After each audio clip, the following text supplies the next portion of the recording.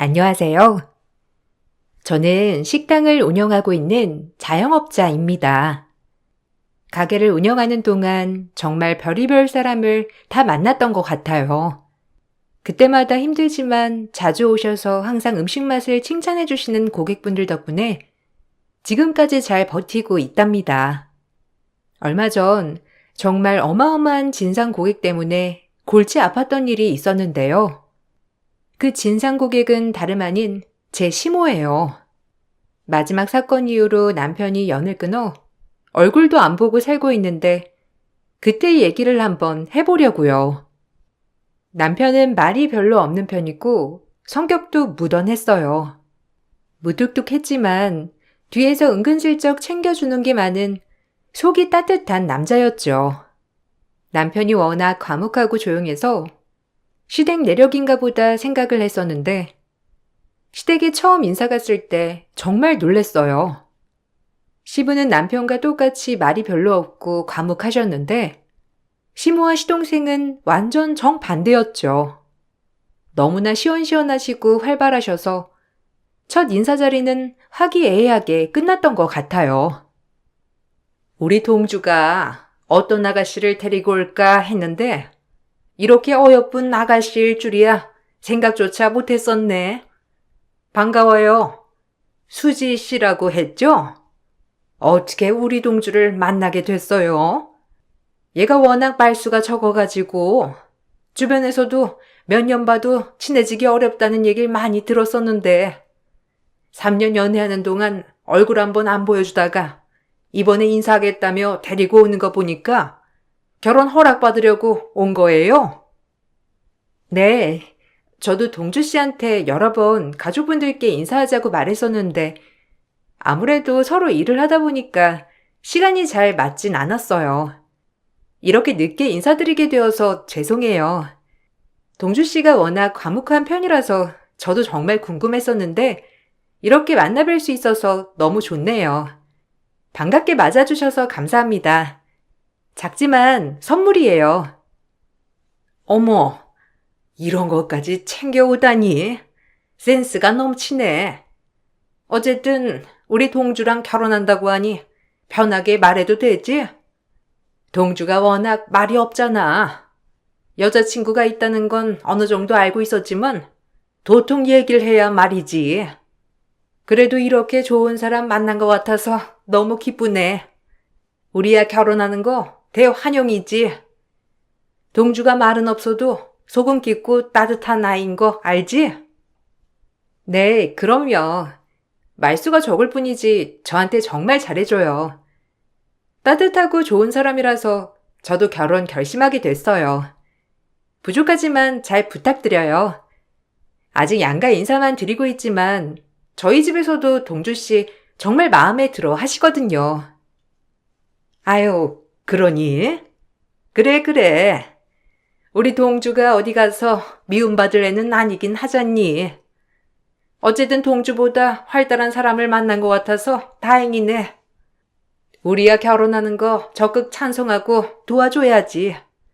예물이나 예단 뭐 이런 것도 우리는 필요 없으니까 니들이 알아서 잘 준비해봐. 생각보다 쿨한 분위기 속에서 결혼을 하게 되었어요. 남편이 중간에서 잘 막았던 건지 어떤 건지 결혼 준비를 하는 내내 기분 상한 일조차 없을 정도로 수월했죠. 결혼을 하고 나서도 첫 1년 동안은 크게 문제가 될 부분은 없었어요. 그 당시 저도 가게를 확장하다 보니 정신이 없었고 시댁에서도 딱히 저에게 연락이 오거나 뭘 바라시거나 그러시진 않으셨죠.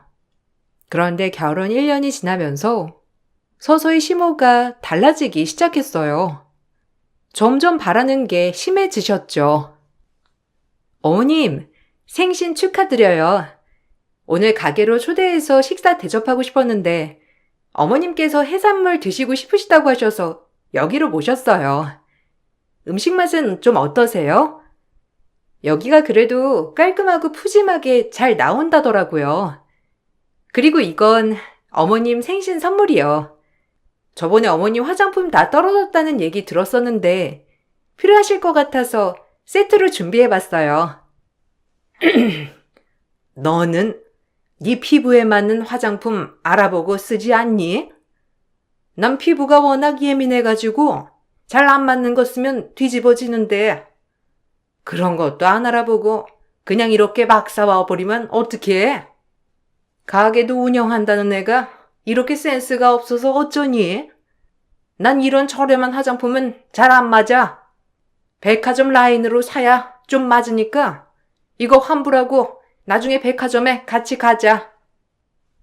아, 죄송해요.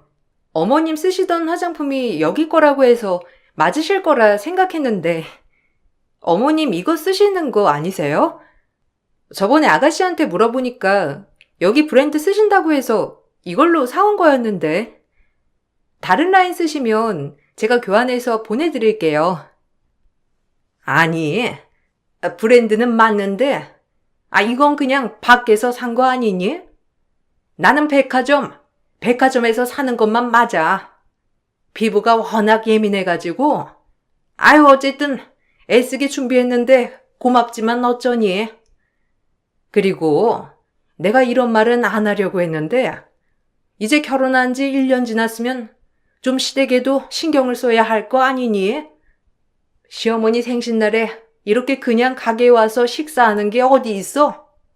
적어도 호텔 레스토랑 정도는 가야 하는 거 아니니? 결혼하고 얼마 안 있어 시모의 생신이셨고 그때는 이미 예약을 한 곳이 있다면서 그곳에 같이 다녀왔었어요. 그런데 그 다음 생신 때 준비를 한 건 마음에 들지 않으셨는지 내내 불평불만을 쏟아내셨죠. 중간중간 남편과 시부가 시모를 말려 더 이상 불만을 토로하진 않았지만 식사 내내 불편한 마음을 감출 수가 없었어요. 그러다 시누이 생일날이 다가왔죠. 시모는 그래도 생일인데 다 같이 모여서 밥 먹고 생일 축하나 해주자며 저희를 불렀어요. 그런데 가보니 아무것도 준비가 되어 있지 않더라고요. 너는 참 센스가 없다 정말. 시누이 생일인데 생일상 차릴 생각도 안 하는 거니? 아니 결혼 1년 차까지야 뭘 몰라서 그냥 그럴 수 있다고 생각은 했는데 해도 너무한 거 아니니? 지금까지 이러면 어쩌겠다는 거야? 너 시댁을 시댁이라고 생각은 하고 사는 거야? 그래도 식당 하는 애니 눈치는 있겠거니 생각했었는데 아유 참. 저는 어머님이 와서 밥 먹으라고 하시길래 미리 말을 해 주시죠. 그럼 고기라도 챙겨서 가지고 오는 건데. 아니면 지금 가서 가지고 올까요? 아니면 근처 식당이라도 제가 빨리 예약해 볼게요. 저번에 아가씨가 가고 싶다고 했던 식당 오늘 가는 건 어떠세요? 아님 남편이랑 아가씨도 안 왔는데 오기 전에 빨리 예약하면 될 것 같아요. 고작 거기에? 너는 시누이한테 고작 그 정도밖에 못 해주니? 됐어. 그냥 내가 자주 가는 호텔 레스토랑 전화해 볼 테니까 니들이 거기 계산을 해.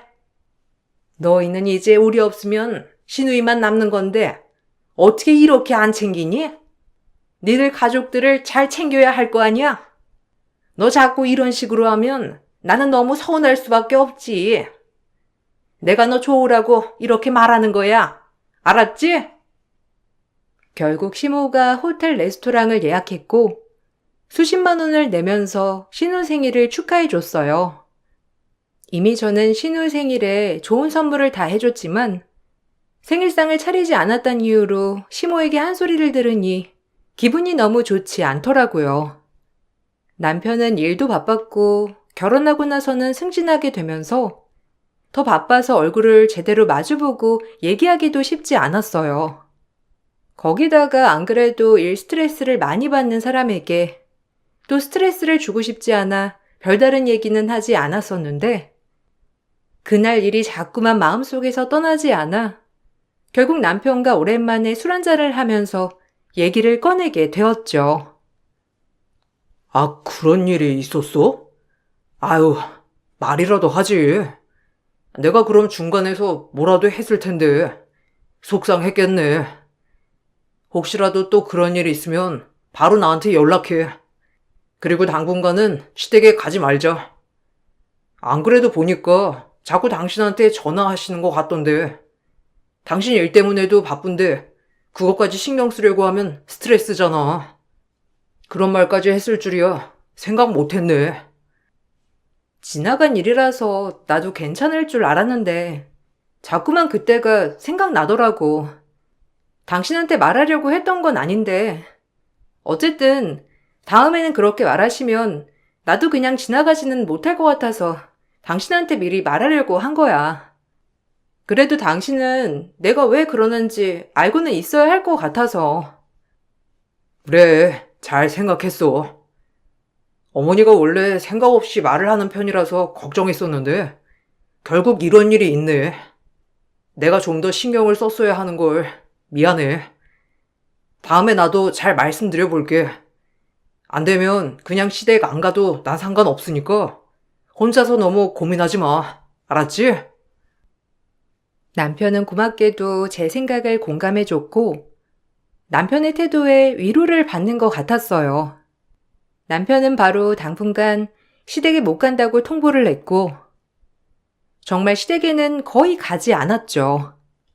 그러다가 시댁에서 다 같이 식사를 하는 자리가 있게 되었는데 남편이 바로 그 자리에서 말을 꺼내더라고요. 와이프가 평일에도 일하고 늦은 시간까지 일하느라 바빠요.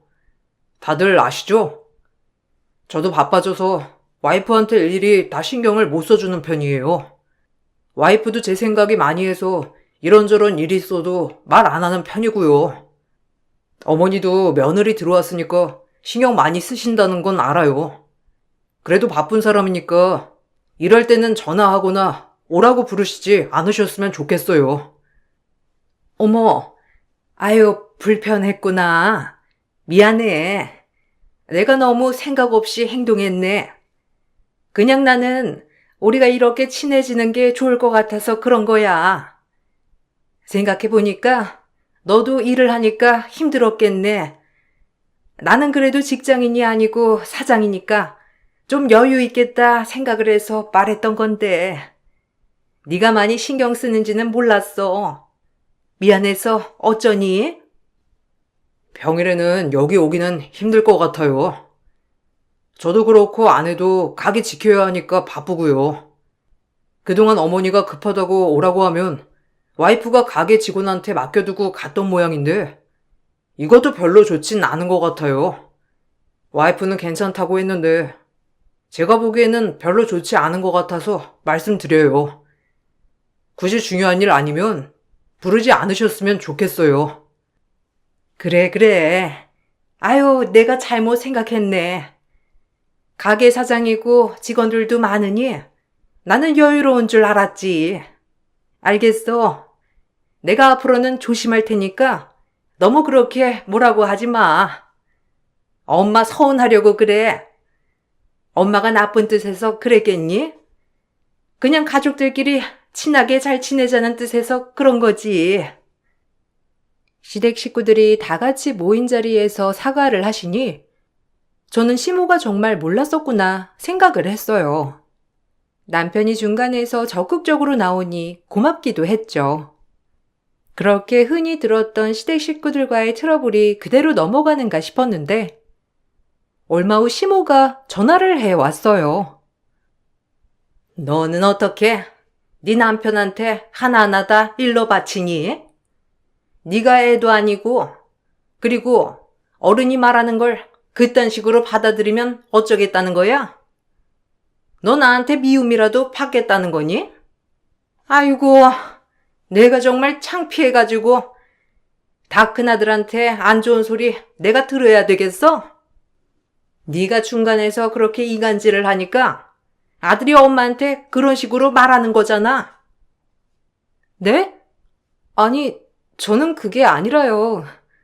저번에도 어머님한테 말씀은 드렸는데 저도 바쁘고 일 있다고 했는데도 어머님이 그런 거 전혀 상관없다고 하셔가지고 제가 말씀드리는 것보다 제 상황 잘 아는 남편이 말하는 게 더 낫지 않을까 싶어서 말했던 거예요. 어머님이 제가 그렇게 말하면 핑계댄다고 하셨잖아요. 저는 핑계가 아니라 정말 바쁘고 정신없다는 걸 어머님께 말씀드리고 싶어서 그런 거예요. 됐다. 네 생각은 어떤지 내가 잘 알겠으니까 앞으로 참고해서 말아마. 그리고 너 자꾸 네 남편한테 그런 식으로 말하면 나도 가만 안 있을 거야. 네 남편이기 이전에 내 아들이었어. 아들이 지금이야 네가 결혼한 지 얼마 안 됐으니까 네 편 들어주는 거지. 결국에는 걔가 내 편 들지 네 편 들겠니? 시모는 그 이후로도 더욱 유치하게 나오셨죠. 편가르고자 했던 말이 아님에도 불구하고 마치 시모는 가족 사이 이간질을 시킨다고 생각을 하셨어요. 시모는 절 더 교모하게 괴롭히기 시작하셨어요. 식당 운영 준비를 하고 있는 와중에 시모는 갑자기 급한 일이라며 절 부르셨어요. 주소를 바로 보내주셔서 급하게 가봤는데 주소지 옆 옷가게에 있더라고요. 들어가서 보니 시모랑 여러 사람들이 모여 있었죠. 내가 그렇게 괜찮다고 했는데 아유 글쎄 우리 며느리가 여기 옷 싹 다 사준다네. 며칠 전부터 그렇게 말했는데 내가 시간이 없었잖아. 그렇지?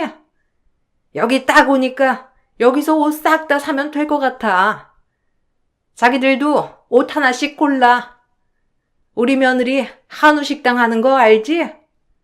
돈도 많이 벌어서 요즘 나한테 얼마나 잘 사주는지 몰라. 내 친구들이니까 옷 한 벌씩 해줄 수 있지? 네? 어머님, 여기 계산하라고 부르신 거예요? 일단 동주 씨한테 전화부터 할게요. 저희 돈 관리는 같이 하고 있어가지고 제가 이렇게 바로 쓸 수는 없어서요. 잠시만 기다리시겠어요? 어머, 뭐? 가방도 사준다고? 아니, 나는 괜찮다니까. 그냥 여기서 옷만 사주면 되는데. 아니, 우리 며느리가 백화점 가서 가방까지 사준다고 난리네. 일단은 오늘은 내가 여기 친구들이랑 선약이 먼저 있으니까 가방은 내가 예약해둘 테니 결제만 해줘, 그럼. 어차피 여기 친구들이랑 백화점 가기로 했거든. 알았지?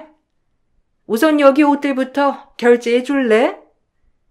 여기 가게 주인이 이제 나가봐야 한다네. 혹시라도 민망해 하실까 귓속말로 안 된다고 말씀을 드려도 시모는 막무가내셨죠. 결국 옷을 사드렸는데 정말 수십만 원 옷을 사셨더라고요. 그리고선 또다시 남편에게 말하면 앞으로 더 심한 걸 보여주시겠다는 압박도 잊지 않으셨죠. 정말 눈앞에서 뭐라고 압박하는 건 저도 태어나 처음이라 이걸 뭘 어찌 하는지 당황스럽더라고요. 그나마 그렇게 옷을 한번 사주고 나니 한동안은 연락 없이 고요해졌어요. 그 뒤에 아버님이 지인분들께 선물을 하고 싶으시다면서 한우 세트를 구할 수 있냐며 부탁을 하신 적이 있었어요. 그래서 여기저기 거래처에도 알아보면서 좋은 세트로 구해서 시댁에 가져다 드린 적이 있었죠.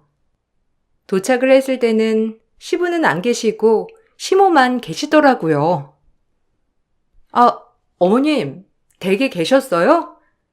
안 그래도 아버님이랑 통화하고 오긴 했는데 어머님 밖에 계신다고 하셨거든요.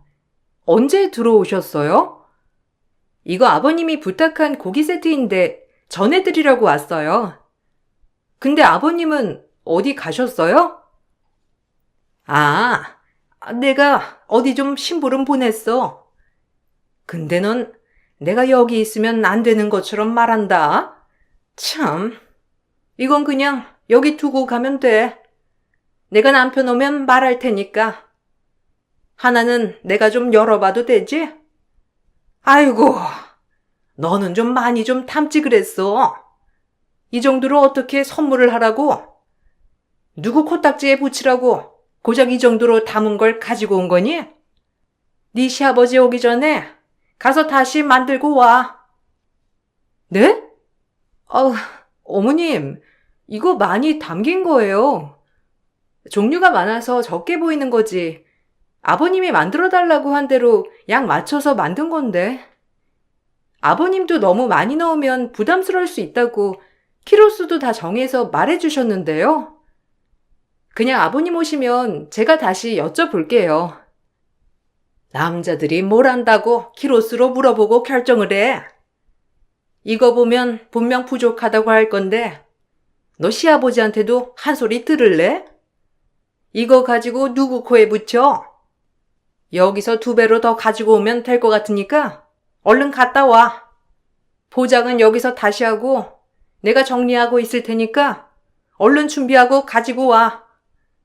네 시아버지 이거 보면 화 잔뜩 나시겠는데?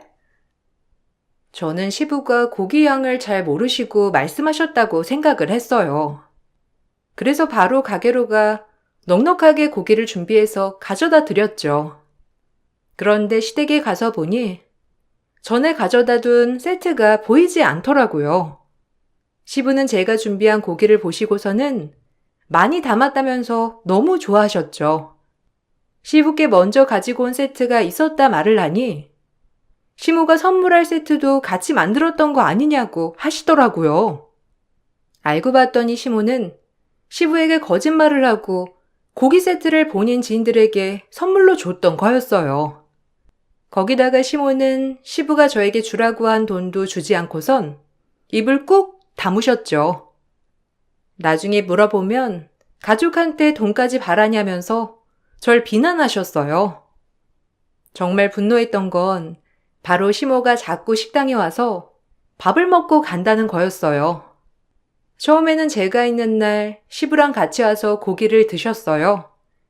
고기도 신경 써서 준비를 해서 대접했고 시부모님도 너무나 잘 드셨죠.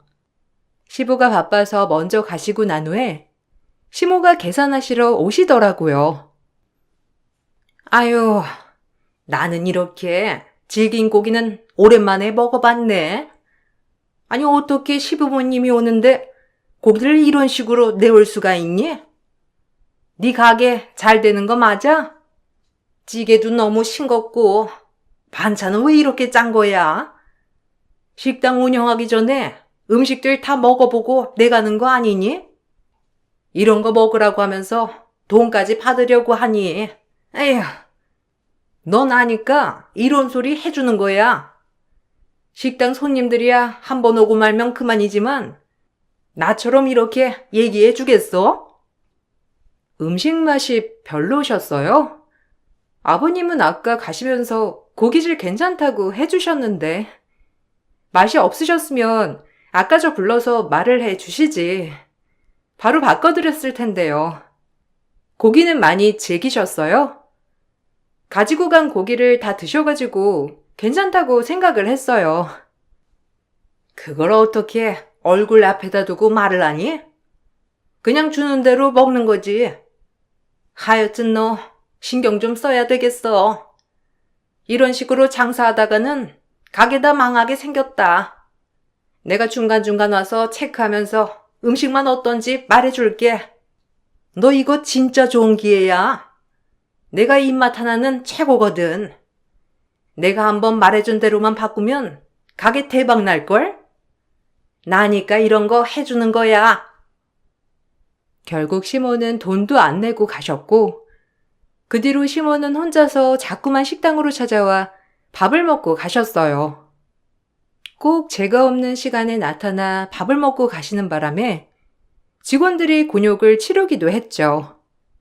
어느 날은 직원 중에 새로 들어온 직원이 시모가 계산을 안 하고 그냥 가니 잡았던 모양이었어요. 시모는 바로 저에게 전화를 해서는 소리를 치셨죠. 너는 가게 운영을 이따위로 하고 있는 거니? 직원 관리를 도대체 어떻게 하는 거야? 새로 직원이 들어오면 일단은 가족이 누군지부터 교육을 시켜야 하는 거 아니니? 도대체 가게 오면서 이런 거 하나하나 내가 얘기를 해줘야 알아? 네? 어머님, 오시는 건 좋은데요. 오시기 전에 미리 말이라도 하셨으면 제가 직원들한테 말을 했겠죠. 아니면 오시고선 밥값을 내시고 가시던지. 그러면 이런 일이 없잖아요. 새로운 직원한테 우리 가족들은 이렇게라고 말하는 곳이 어디 있어요. 안 그래도 직원들 사이에서 어머님 오셔서는 밥 그냥 드시고 가는 거 자꾸 말 나오고 있는데 오시기 전에 저한테 말이라도 좀 해주세요. 내가 며느리 식당에 가는데 보고라도 해야 한다는 거야? 당연히 시어머니가 말없이 가는 게 맞는 건데 내가 무슨 널 윗사람처럼 대접을 하라는 거니?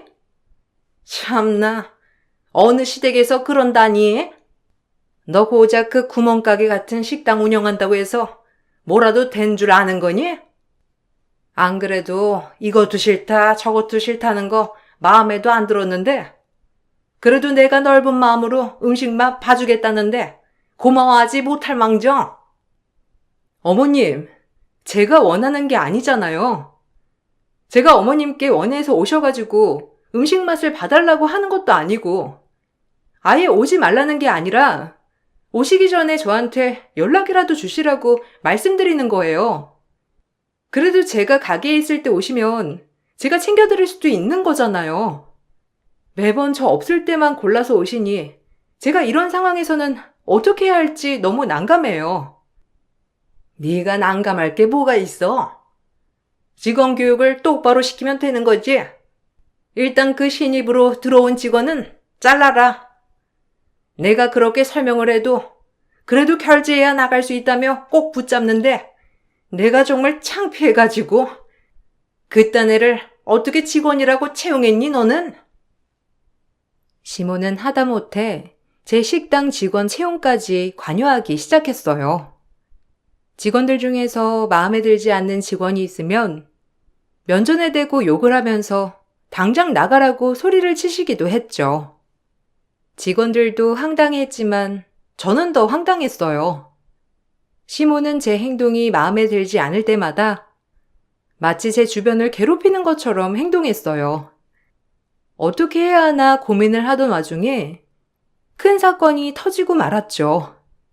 어느 날 한우 식당 직원이 급하게 저에게 전화가 왔어요. 시모가 동창들을 데리고 와서 고기를 먹고 가버렸다는 거였어요. 부랴부랴 정리하고 가보니 이미 100인분이나 먹고 계산도 안 한 채 가버린 상황이었어요. 전 바로 전화에 따졌죠. 어머님, 이게 뭐 하시는 거예요? 오셔서 식사를 하셨으면 계산을 하시고 가셔야죠. 안 그래도 어머님 혼자 오셔가지고 자꾸 돈도 안 내시고 밥 드시고 가시고 직원들 보기도 민망하고 그랬는데 100인분이요? 어머님 동창분들 오신다고 말이라도 해주셨으면 제가 고기도 더 챙겨드리고 그럴 순 있는데 이렇게 다 대접해 드릴 순 없어요. 오셔서 계산해 주세요. 예, 고작 100인분 가지고 무슨 이런 호들갑이니? 일단 나 지금 친구들이랑 같이 있으니까 그 얘기는 나중에 해. 그리고 무슨 결제를 하라는 거야? 내가 뭐 거기 고기를 싹 다 먹은 것도 아니고 고작 100인분인데 그걸 계산하라고? 네, 결제는 하셔야죠. 어머님 혼자 오셔서 드시고서 그냥 가시는 건 제가 그냥 참았지만 이제는 더 이상 안 되겠어요. 오셔서 결제해 주세요. 이제는 그리고 오시고 식사하시면 바로 결제해 주셔야 해요. 직원들한테도 다 말했어요. 어머님 오시면 바로 저 부르라고. 무슨 내가 못 갈 때라도 갔어? 너 결국 나랑 등지고 살아야 되겠다는 거지? 그래, 네 마음대로 해봐. 어디 시집살이가 어떤 건지 이참에 한번 배워보고. 네가 가게 하나 운영한다고 뭐라도 된다고 착각하는가 본데 우리 집에서 대장은 나거든? 네가 내 말을 안 들으면 나도 이제는 어쩔 수가 없네. 그리고 나한테 무슨 돈을 달라는 거니? 뭔 돈? 너 나한테 돈 맡겨놨니? 시모의 말에 저보다 더 화가 난 건 바로 남편이었어요. 전 시모가 동창생들과 함께 식당에서 무전취식을 했다는 사실을 알고선 바로 남편에게 말을 했어요. 남편은 저를 데리고 시댁으로 향했고 시모는 아무렇지 않게 저희를 맞이하더라고요. 어머, 아들, 무슨 일로 왔어? 오늘 출근은 안 했니? 안 그래도 내가 며느리랑 할 말이 있었는데 아들까지 이렇게 왔네. 무슨 일로 온 거야? 아까 우리 친구들이랑 며느리 식당 가서 밥 먹은 것 때문에 온 거구나. 내가 동창생들한테 그래도 며느리 가게 매상 좀 올려줘야 된다고 해가지고 데리고 갔거든. 며느리한테 결제한다고 그렇게 말했는데도 얘가 괜찮다고 말려가지고. 헛소리 좀 그만하세요. 역겨운 가면도 좀 벗으시고. 이제는 제가 아니라 며느리 괴롭히기로 작정하셨어요? 안 그래도 와이프가 요즘 고민이 많은 것 같아서 물어보려고 했는데 지금까지 공짜로 밥 먹으려 했어? 너 지금 엄마한테 무슨 말버릇이야? 너 지금 네 와이프 말만 듣고선 이렇게 찾아와서 난리 부리는 거니? 아이고, 아들 키워봤자 소용없다고 하더니만 지금 딱 이 꼴이네. 너 지금 잘못 생각하는 거야. 어떻게 엄마한테 이럴 수가 있어? 애쓰게 키워준 엄마 배신하고 고작 와이프 하나 말 듣고서는. 남편은 이 말을 듣고선 크게 분노하며 시모 뺨을 올렸어요. 저도 놀랐지만 시모는 더 놀랐고 무슨 일인가 싶어 남편을 보니 남편 눈에는 살기가 어려 있을 정도로 분노에 차 있었어요. 친모도 아닌 주제에 키워준 값 지랄하네. 당신이 언제 날 키워줬어? 지금 이 집에서 내쫓지 않은 것만으로도 다행이라고 생각해. 아버지 아니었음 당신은 이미 죽은 목숨이니까. 내가 지금까지 참아온 건 다 아버지 덕이라는 거 잊지 말고 우리 가족 흔들지 마. 너 지금 뭐 하는 거야? 친모가 아니면 엄마가 아니라는 거니? 네 친모보다 내가 널 더 오래 봤어. 네가 지금까지 어떻게 컸는데 지금 엄마한테 이런 식으로 나와? 와이프 앞이라고 생떼 뿌리는 거니? 왜? 내가 기억도 못할까 봐? 그 어린아이 당신이 그렇게 괴롭히고 미워해 놓고서는 내가 아무것도 기억 못하는 줄 알았겠지. 그 어린애, 기억도 제대로 못하는 애 해외로 보내놓고서는 날 위한 척 가식 떨지 마. 나한테 한 것도 모자라서 와이프도 괴롭힌다고? 당신 이 집에서 자리는 없어. 사실 시모는 시부와 재혼을 한 사이였어요. 남편의 친모가 어릴 적 갑작스럽게 돌아가시고 나서 시부는 지금 시모와 재혼을 한 거였죠. 남편의 친모가 돌아갔을 당시 남편의 나이는 고작 6살이었어요. 시부가 사업을 하느라 워낙 바쁘니 시모가 남편을 돌봤었는데 밥도 잘 챙겨주지 않고 미워했었던 모양이었어요. 너무 어릴 때라 또렷하게 기억이 나는 건 아니었지만 하나 정확히 기억나는 게 동생은 TV 보면서 고기 반찬을 먹었는데 정작 자기에게는 아프지도 않은데 속이 아픈 것 같다면서 밥에 국만 말아서 방에서 먹게 했다는 거였죠. 사실 어릴 때는 그냥 내가 착각하고 있는 것보다 생각을 했었어. 항상 나한테 내가 잘못해서 그런 거 아니면 내가 아프니까 밥만 주는 거라고 했으니까. 동생은 놀이동산에 데리고 가면서도 난 아프지도 않은데 마치 내가 아픈 것처럼 대하니 아무것도 모르는 난 정말 내가 아픈 줄 알고선 계모 말만 믿고 그렇게 지냈지. 근데 자라고 보니까 잘못된 걸 알겠더라고. 그런 일이 있을 줄은 몰랐어. 아버님한테 얘기라도 해봤어? 아버님은 전혀 모르고 계시는 것 같던데. 당신 초등학교 입학하고 얼마 안 있다가 해외 고모네로 유학 갔던 거 아니야? 그러면 더 모르셨을 수도 있긴 하겠다. 그니까 고작 그 여자랑 지낸 시간은 2년 정도밖에 안 됐는데 그때 기억이 지금도 최악으로 남아있으니 그래도 성인 되고 돌아와서는 그러지 않는 걸 보고선 내가 착각했던 모양이다 생각을 했었는데 당신한테 하는 걸 보니 역시 사람은 달라지지 않는다는 걸 알았어. 정말 미안해. 내가 먼저 나서서 정리를 했어야 하는 걸. 당신도 몰랐잖아. 난 당신이 어릴 적 유학을 가서 어머님이랑 오래 떨어져 있었다고 생각을 하니까 내가 두 사람 사이를 갈라놓는 건 아닐까 생각이 들어 조심스러웠어. 그런데 그게 아니었다니.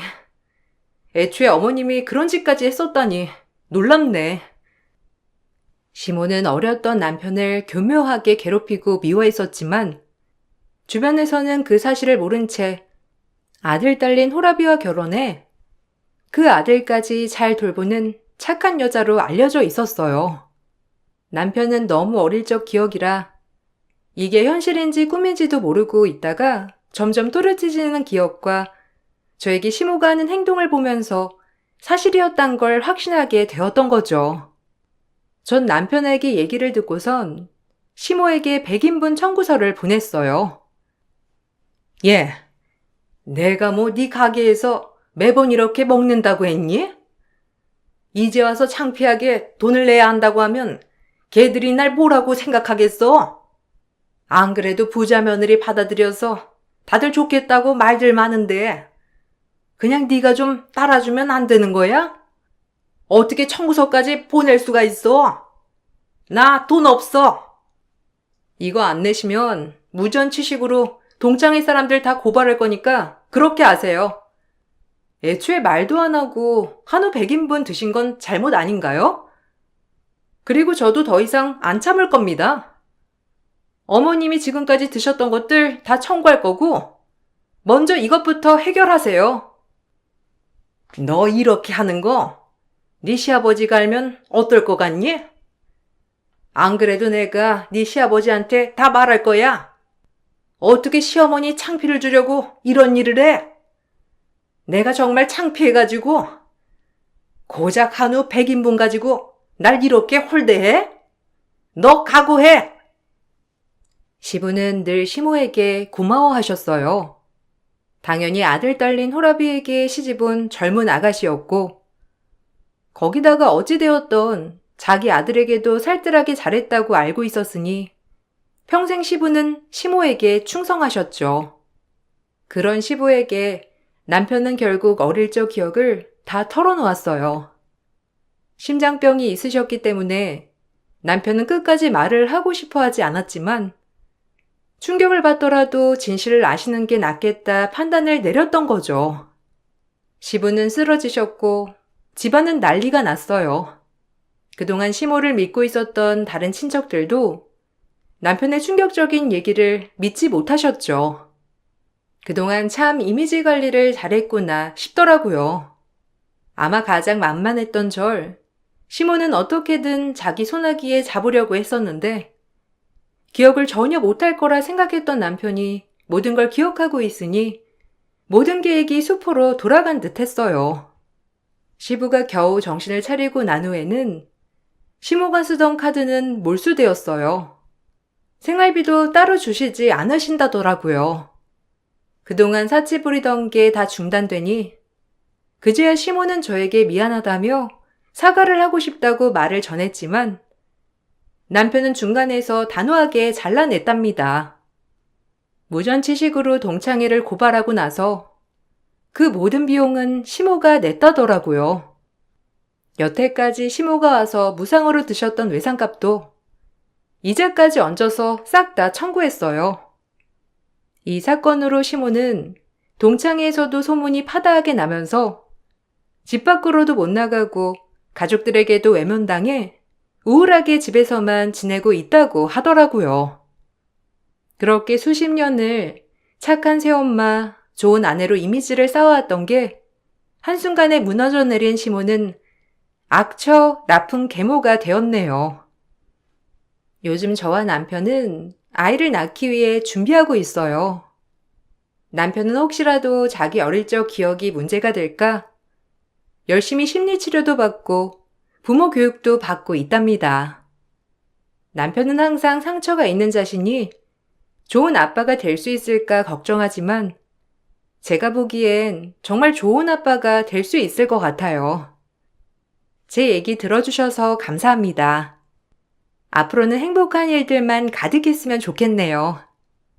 여러분들도 행복하시길 바랄게요. 안녕하세요.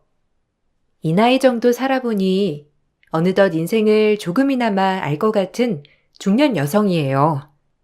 3대 독자 집안의 맏며느리로 시집을 가 모진 시집살이를 마치고 아들을 낳았을 때 어머님은 저에게 처음으로 미소를 보여주셨답니다. 그땐 제가 아들을 못 낳아서 어머님이 미워하셨던 거니 이제 고생 끝 행복 시작이다라고 생각이 들었어요.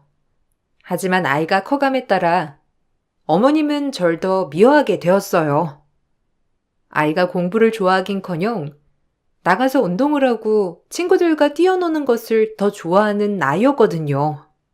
남편보다 제가 훨씬 학벌이 딸리게 되니 어머님은 이 탓을 다 저에게 돌렸고 저 때문에 아이가 미움받는 것 같아 미안했어요.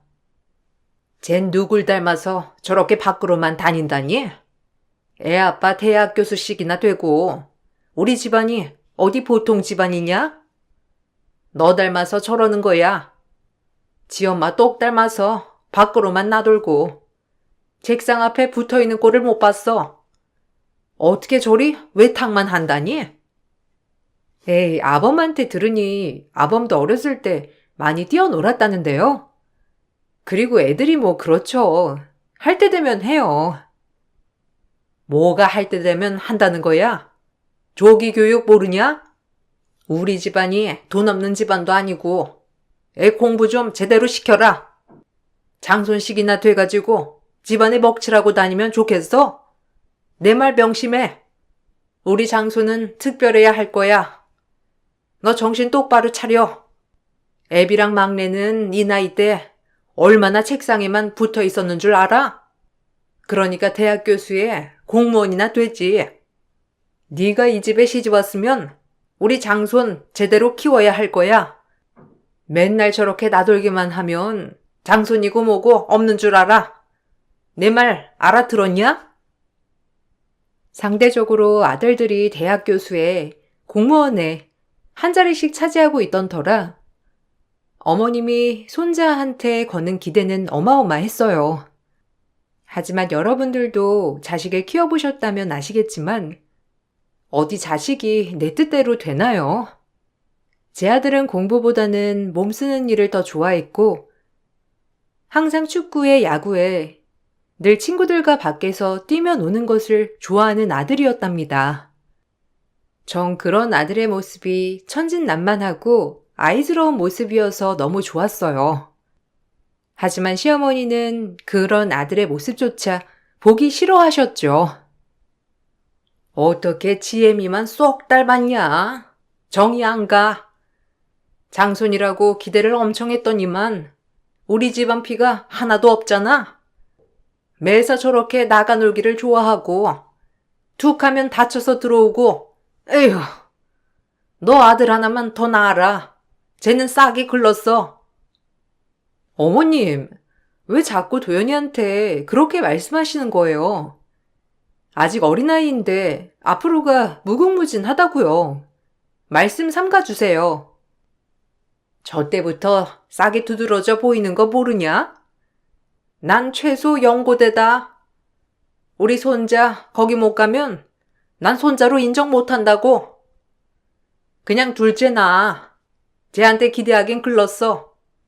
왜 조기 교육이 있는데? 싹이 있어야 그것도 시키는 거지.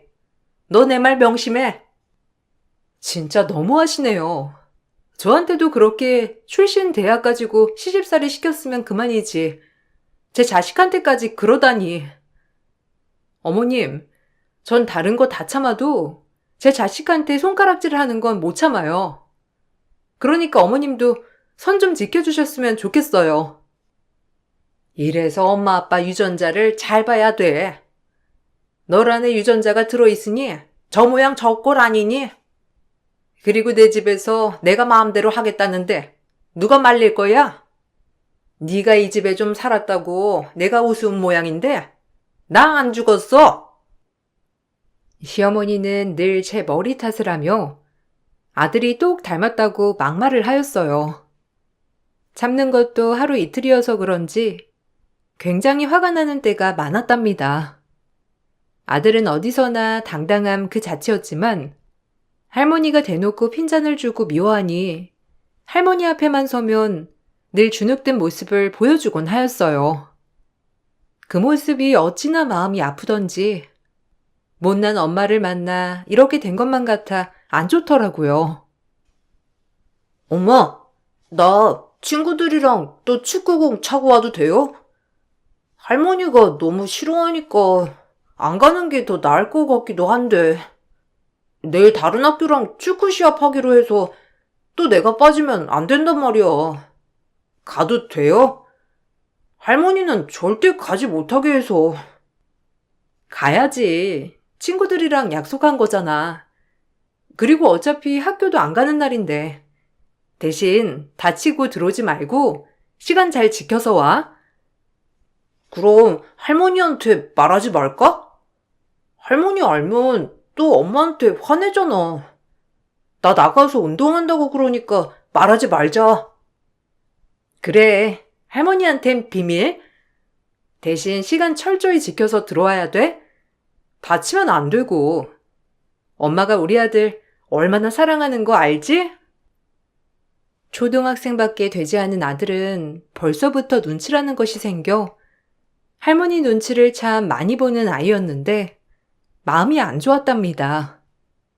그러던 중 홍기가 찬 시동생이 결혼을 하였고 동서는 서방님이 근무하고 있는 세무사에서 같이 일하는 세무 공무원이었어요. 인상이 좋아 잘 지내면 좋겠다 싶던 찰나였지만 동서도 말하는 것을 보니 시어머니와 별반 다를 거 없는 사람 같아 보였죠. 그래도 우리 아들도 공무원, 며느리도 공무원이니 내가 그나마 좀 낫다. 이렇게라도 급이 맞아야 한다니까. 너희 부모님도 교직 생활 하셨다고 하니 내가 안심이 된다. 네가 보통 머리를 물려받은 게 아닐 거 아니니? 유전자 무시 못하거든. 이 말이 고리타분하게 들릴 수 있겠지만 네가 우리 집안의 대를 이어야 돼. 우리 집안이 어떤 집안인 줄은 알고 있지? 어머, 형님한테 아들 하나 있잖아요. 이미 형님이 대를 이은 건 아닌가요? 어머님도 요즘엔 딸이 대세래요. 전 아들 하나, 딸 하나 이렇게 사이좋게 낳고 싶은걸요? 그래도 장녀가 살림 미천이라니까 이왕이면 딸 먼저 낳고 싶은데. 에이, 그런 말 하면 못 써. 제가 아들을 낳았다고 해도 난 인정 못한다. 저런 머리에 똥만 들은 애가 어디 내 손자겠어? 난 우리 손자라고 하면 진득하니 공부도 열심히 하고 뭐든 잘하는 그런 애가 내 손자라고 생각해. 쟤는 너무 외탁이야. 이 말이 무슨 말인 줄 알겠지?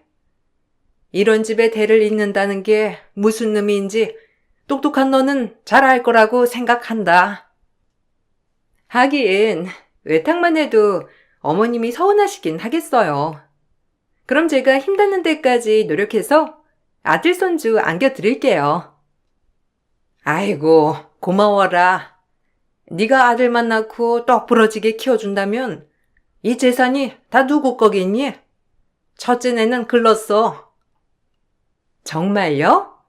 저야 그럼 감사하죠. 제가 어머님 입맛에 맞게 키워볼 테니 저한테 서포트를 많이 해주시면 되겠어요. 대놓고 들으란 식으로 재산 얘기를 운운하며 동서에게 아들을 낳으라고 하는 시어머니를 보자 노인네 참 지독하다고 생각이 들더군요. 차라리 저 재산 안 받아도 좋으니 우리 아들 그저 당당하게 행복하게 키우자 싶어 분가를 선언했고 처음엔 분가를 반대하던 시어머니도 드디어 동서가 아들 손주를 안겨주자 대번에 저희 보고 빨리 나가라고 하셨어요. 남편 또한 어머님이 이런 행동을 하는 것을 못마땅히 했지만 평생 어머님 뜻에 거역한 적 없이 살았던 사람이라 그런지 그저 저보고 참으라고만 했답니다. 제 아들은 제가 지키는 수밖에 없다고 생각이 들자 더더욱 독해져야겠다고 생각했어요. 너는 알아서 살아 이제. 그래도 장손이라고 데리고 있으려고 했는데 뭐 그렇게 나가고 싶다면 나가야지. 그리고 애 운동시키고 이런 거 내 돈으로 할 생각 어림없어. 공부도 못하면서 머리에 똥만 차가지고 돈만 잡아먹게 할 수 있니? 어머님, 말씀 좀 삼가세요. 도연이도 같은 손자인데 어떻게 맨날 머리에 똥만 찼다고 하세요? 각자 잘하는 분야가 있는 거죠. 두고 보세요. 우리 도연이 아마 큰 인물 될 겁니다. 어머니 공부가 다가 아니고 요즘 세상에 내 장기를 살려 얼마나 잘 사는 사람이 많은데 아직도 고리타분하게 공부하세요. 그러지 좀 마세요. 도연이도 어머님 눈치를 얼마나 보는데 애한테 자꾸 그러세요. 눈치 좀 봐서 공부를 해야지. 그게 눈치 보는 애냐? 머리에 똥만 차가지고 도연이가 서울대 들어가지 않는 이상 내 눈에 들 생각 마. 동생보다도 못하지. 도연이 그 나이 때 죄다 밖에서만 놀 때 우리 석현이 봐라. 수학경시대애니 뭐니 거의 영재 수준이잖니. 계속해서 학교 타령을 하는 시어머니였어요. 저흰 그렇게 아이를 위해 분가를 했고 오히려 분가를 하니 어머님의 잔소리를 듣지 않아도 돼서 참 좋았답니다. 그리고 동서의 아들은 시어머니 바람대로 뭐든 척척 해내는 척척 박사였고 공부면 공부, 운동이면 운동, 뭐든 잘하는 손자였어요. 그런 손자를 시어머니는 눈에 띄게 제 아들과 차별하며 대하더라고요. 네가 장남이었어야 했는데 아유 어쩌다 장소는 저런 게 나오고 우리 차남이 이렇게 똑부러지고 똑똑하냐? 도연이 어렸을 때랑 비교하면 우리 차남은 아주 벌써부터 박사급이다. 얘 둘째야, 네가 진짜 고생했어. 애들이 엄마 닮는다더니 그 말이 딱인가 봐. 도연이 엄마 봐라. 뭐 볼 거 없으니 애도 똑같이 태어났는데 네 아들은 아주 대단한 것 좀 봐. 그러게요. 저도 애 낳기 전까지는 몰랐는데 애들이 엄마 유전자를 많이 닮긴 하는 것 같아요. 형님 아들을 보면. 동서, 말이 심하다. 내 머리가 어떻다고 그래? 그리고 어머님 오히려 좋으시겠네요. 도연이는 눈에 차지도 않으시니 석현이 싸고 두시면 되겠어요. 저희도 맨날 어머님의 성화에 힘들었는데 이제 어머님한테 그런 차별 그만 듣고 싶네요. 저런 대바라진 것 같으니 네 아들 얼마나 잘 되나 보자. 엄마가 돼가지고 마음도 더 그렇고 그래야지 어쩜 그렇게 속이 옹졸하냐? 그러니까 도연이 머리가 거기까지인 거야. 우리 석현이 좀 봐라.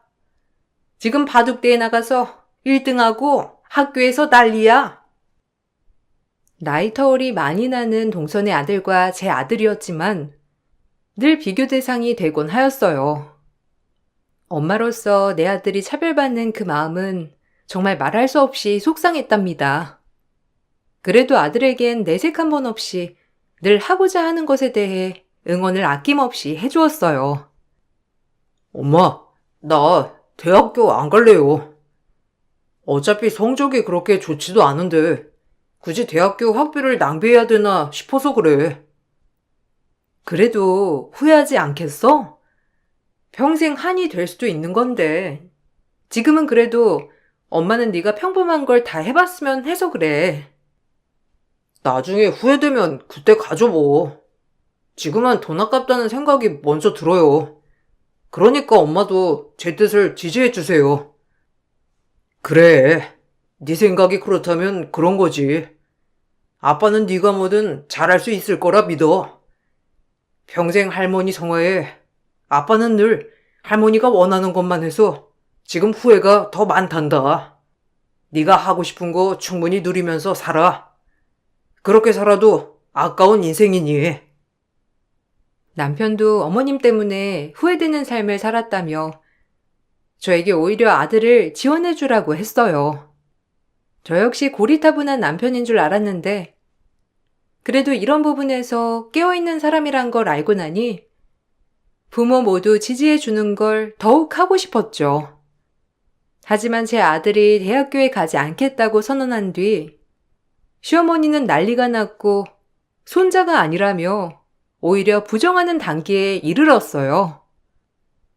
미쳤구나, 네가. 드디어 사다를 내는구나.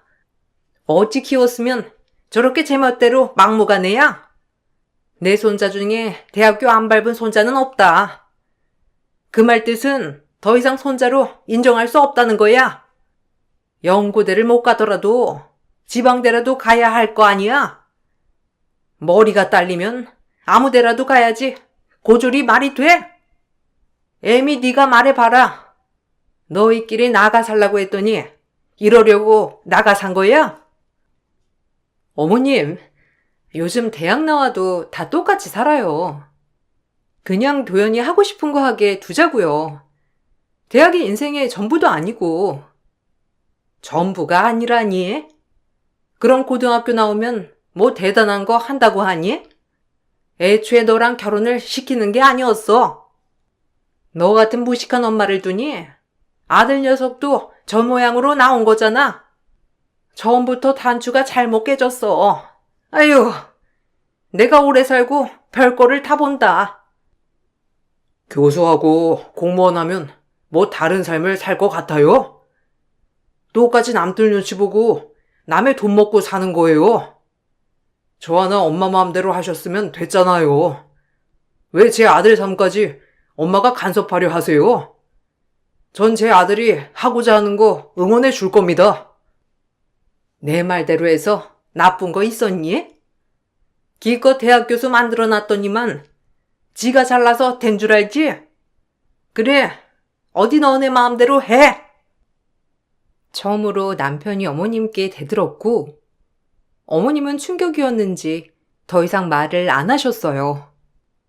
그리고 저희는 그렇게 시어머니 눈밖에 완전히 찍혔지만 저희만 행복하면 됐다고 생각했기에 개의치 않았답니다. 그러면서 들려오는 소식엔 동서아들이 완전 수재의 영재라며 시어머니가 그 손주를 바라보는 낙으로 산다고 소식이 들려오더라고요.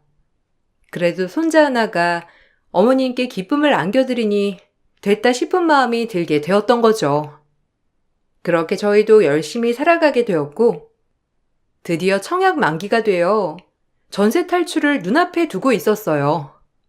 신축 아파트에 그것도 이 나이에 매매를 해서 들어가는 것이 정말 큰 기쁨이더라고요. 수고했어. 당신 힘으로 알뜰살뜰 모아서 이렇게 집까지 장만하다니. 대출은 껴있지만 그래도 대단해. 고마워. 이제 우리 아들도 결혼할 때가 됐는데 어디 민폐 키질 수 있어? 자기 정년까지 열심히 일해서 대출 갚고 우리도 번듯한 집 하나는 있어야지. 어머님이 애초에 우리한테 뭐 주실 거라고 생각도 안 하거든. 그래도 행복해. 도연이 저렇게 앞가림 잘하고 살고 우리도 남한테 손가락질 받으며 사는 게 아니니까 기쁠 따름이야. 우리 더 행복해지자고. 드디어 이사를 앞두고 있던 시점이었어요. 원래 시어머니 성격에 먼저 전화를 안 하시는 분인데 저에게 전화가 와서 집에 들르라는 소리를 하시더라고요. 그렇게 오랜만에 특별한 날이 아닐 때 시댁에 방문하게 되었어요. 그곳엔 동서와 오랜만에 보는 조카가 같이 있더라고요. 그리고 시어머니는 제 앞에서 조카 자랑을 엄청나게 하기 시작하셨습니다. 너 소식 들었니? 우리 석현이가 이번에 로스쿨 졸업하고 로펌에 합격했잖아. 얘가 뭐 하나 할 줄 알았다니까.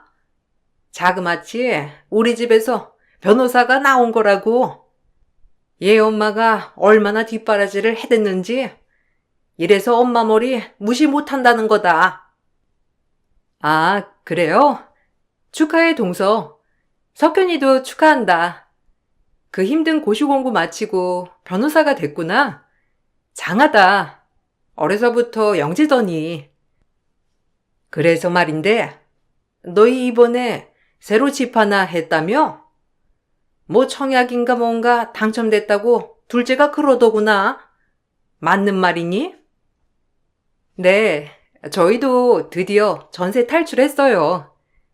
도연이 장가 간다고 하면 그래도 부모가 집 하나는 가지고 있어야 할 것 같았는데 잘 됐죠. 도연이가 뭐 얼마나 잘난 여자 데리고 온다고 그런 걸 신경을 써? 거두절미하고 너 그 청약 당첨된 집 좀 줘야겠다. 석현이가 그래도 집 하나는 번듯하게 가지고 있어야 또 비슷한 여자를 만나지. 네가 이번에 큰엄마 노릇 좀 해라. 네?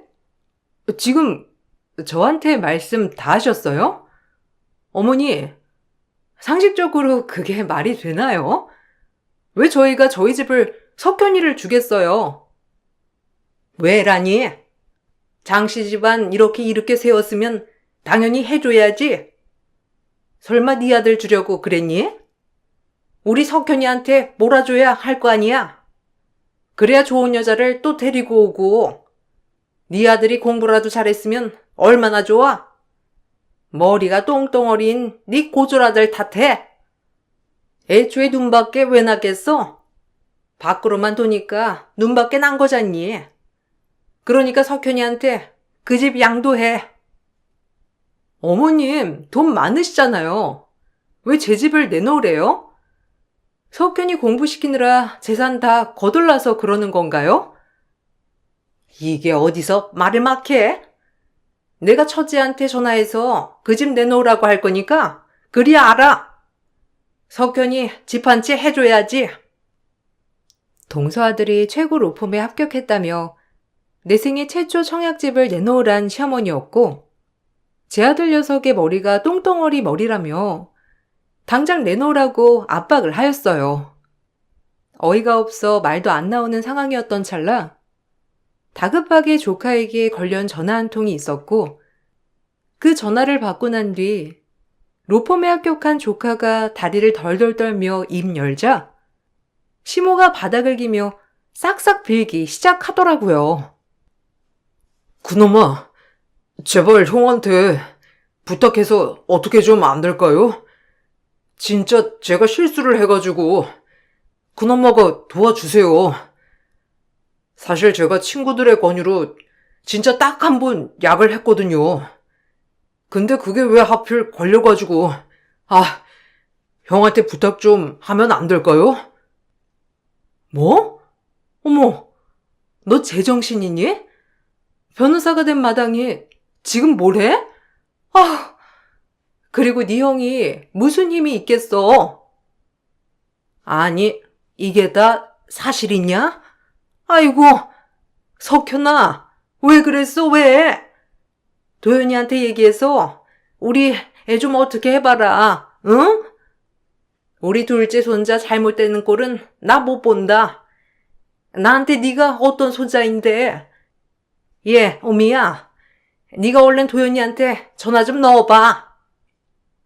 어머님, 전 도연이가 이런 일에 휘말리는 꼴 못 봐요. 아무리 가족이라지만 이건 아니죠. 그리고 석현이 네 잘못 뉘우쳐. 형님, 석현이가 나쁜 친구들의 유혹에 흔들린 건데 왜 석현이한테 뭐라고 하세요? 도연이랑 만나게 좀 해주세요. 사실 제 아들은 20살에 바로 경찰 공무원 시험을 보고 경찰이 되었고 모든 특출난 운동신경을 발판으로 진급이 빨랐어요. 그리하여 형사과로 전출이 되어 근무를 했었는데 하필 약 밀수 밀매 쪽을 많이 담당하고 있다 보니 그걸 알고 조카가 바로 저에게 부탁을 했던 겁니다. 시어머니 또한 이 모든 사실을 알고 저에게 제발 아들한테 말을 잘해달라며 빌기 시작했어요. 그렇게 똥덩어리라고 방금 전에 말하던 시어머니가 표정이 상기되어 부탁을 하는 것을 보니 살짝 우스운 마음이 들었답니다. 도연이가 우리 집 장손 아니냐. 그러니까 석현이 좀 어떻게 해줘라. 경찰에 출두하라는데 얘가 변호사인데 어떻게 그런 일이 휘말릴 수가 있었겠어. 그러니까 도연이한테 잘 말해서 어떻게 빼주면 안 되겠니? 내가 이렇게 부탁할게. 제 아들 똥덩어리라고 방금 전까지 그래놓고 이제 와서 잘 말을 해달라니. 그리고 아무리 가족이지만 죄를 지으면 벌을 받아야죠. 게다가 약이라니. 이건 진짜 아닌 것 같네요. 석현이 너 크게 실수한 거야. 그냥 쟤 달기 받고 다신 그러지 마라. 형님, 지금 석현이가 어떤 애인데 벌을 받으라는 건가요? 우리 집안의 자랑에다가 변호사라고요. 형님 아들이 너무 평범해서 잘 모르나 본데 우리 석현이가 어디 그런 데 가서 조사받을 애인가요? 저 어떻게 해서든지 석현이 구해낼 거예요. 진짜 삐뚤어진 모정이다. 변호사 아들이 뭘 그리 대단하다고. 미안한데 난 우리 아들처럼 본인 앞길 탄탄대로 헤쳐나가고 부모에 대한 고마움 알면서 남한테 피해 끼치지 않고 사는 우리 아들이 훨씬 좋거든. 그리고 어머님 툭하면 재산 가지고 압박하시더니 저보고 집 내놓으라는 거 보면 뭐 재산을 다 탕진하셨나 봐요. 됐고 저 가보겠습니다. 그리고 동서, 말은 바로 해야지. 어차피 이런 집안 장손이 되게 하고 싶지도 않지만 도연이가 장손이긴 하잖아. 우리 어머님한테 한 푼도 안 받고 그동안 모든 돈 동선에 지원해줬으니 그 돈으로 한번 해결할 수 있으면 해봐. 우리 신경 안 쓸 테니. 전 그렇게 시댁을 빠져나왔어요. 묘한 마음이 들면서 이상한 생각도 하게 되었답니다. 그리고 아들에게 듣기론 다행히 아들이 직접적으로 조카를 연행한 건 아니지만 바로 옆부서에서 조카의 사건을 다루고 있다고 했고 처음이었지만 그래도 변호사 자격이 있던 터라 아마 이 부분은 큰 사건이 될 것 같다고 하더라고요. 하지만 계속해서 시어머니는 저희를 닥달했어요. 어떻게든 귀한 손자가 혹시나 잘못될까봐 계속해서 제 아들을 닥달하는 시어머니를 보고 있자 정말 화가 나기 시작하더라고요. 도연이 네가 형으로서 석현이 어떻게 좀 해봐라. 우리 손자가 지금 저런 꼴인데 내가 가만히 있을 수 있어? 그러니까 네가 힘을 써서라도 석현이 좀 풀어줘. 한번 실수했다고 하자니. 그런데 어떻게 이렇게 야박하게 할 수가 있어? 형으로서 네가 좀 어떻게 해봐라. 나이 차이 많이 나는 동생 안쓰럽지도 않아? 나 우리 석현이 잘못되면 못 산다. 할머니, 이건 중대 사건이에요. 그리고 제가 공무원인데 어떻게 힘을 써서 동생을 빼주나요? 그래도 초범이니까 그리 세진 않을 거예요. 그래야 석현이도 자기 죄를 뉘우치고 살 수 있을 거예요. 할머니가 제대로 생각해 주셨으면 해요. 너 지금 우리 석현이 보고 뭐 꼬리표라도 달고 살라는 거야? 고졸 출신 경찰이 뭐 그리 대단하다고 내 손자를 겁박해? 어허라, 이제 보니 너 석현이한테 질투심이 있었구나? 아니나 다를까 이때다 싶지? 요망한 나쁜 것이야 네가. 지엄마 쏙 빼닮아서 머릿속에서 뭘 생각하는지도 모르겠는 것들. 석현이 잘못되면 니들 다 가만 안 둘 거니까 기다리고 있어. 어머님, 말 조심하세요. 석현이 잘못을 왜 도연이 탓을 하나요? 이제 좀 그만하세요. 저희도 진짜 진절머리 나니까. 그리고 엄마 닮았다고요? 고맙네요. 저런 귀하고 숭고한 우리 아들을 저 닮았다고 칭찬해줘서 과한 극찬을 받은 것 같아 기쁘네요. 시어머니는 제 아들이 그럼에도 아무런 반응이 없자 아들에게 또다시 막말을 퍼부었고 아들과 저는 역시나 시어머니를 보며 절레절레하게 되었어요. 그리고 초범이라 경미하게 지나갈 줄 알았던 조카는 알고 보니 몇 년 전부터 상습적으로 약을 일삼았다고 했고 증인들이 수차례 나온 상태였답니다.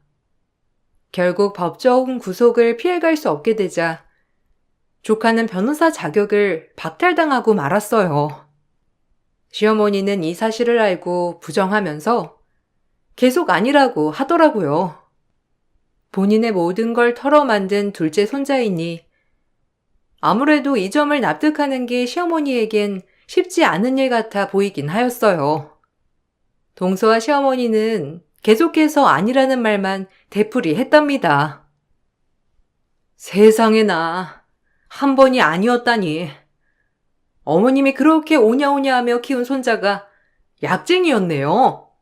진짜 소름 돋지 않나요? 제 아들 그렇게 고졸이라고 똥덩어리니 뭐니 하시더니 모든 걸 다 바친 둘째 손자 어떡하면 좋아요? 정말 절레절레네요. 우리 석현이가 어떡해. 아니 내 손자가 그럴 리가 없지. 이건 누명이나 다름없어. 내가 명명백백 다 밝혀낼 거다. 그럼요. 우리 아들이 그럴 리가 없어요. 뭐가 아쉬워서 그럴까요? 어머님, 우리 석현이 위해 어떻게든 해봐요. 정신들 차리세요. 차라리 죄를 고백하고 비는 게 형량이 낮춰질 거예요. 그러니까 제발 어머님이랑 동서 정신 차리시라고요. 우리 석현이가 왜 정신을 차려? 우리 석현이는 순진해서 나쁜 친구들 꼬임에 넘어간 게 틀림없어. 그런 거라고. 정신승리 장난 아니네요. 참 그게 석현이를 위한 게 아닐 텐데. 어떻게 동서랑 어머님은 하나만 알고 둘은 모르세요? 시어머니와 동서는 끝끝내 부정을 하였고 결국 조카는 초범이었지만 계속해서 약을 구매한 점과 알고 보니 다른 친구들에게 약을 팔았던 점까지 걸려서 5년 이하의 법정 구속 명령을 받게 되었답니다. 그리고 치료도 받아야 했고 결국 그렇게 수재 소리를 듣던 조카는 한순간에 약 치료소에서 치료를 받으며 살아가고 있어요. 형량을 다 마치고 나왔음에도 계속해서 재범을 일삼았고 교도소를 들락날락하는 신세가 되고 말았던 거죠. 그러면서 본인에게 어렸을 때부터 공부를 잘해야만 한다고 압박한 할머니와 엄마를 원망하는 모습을 보여주었답니다.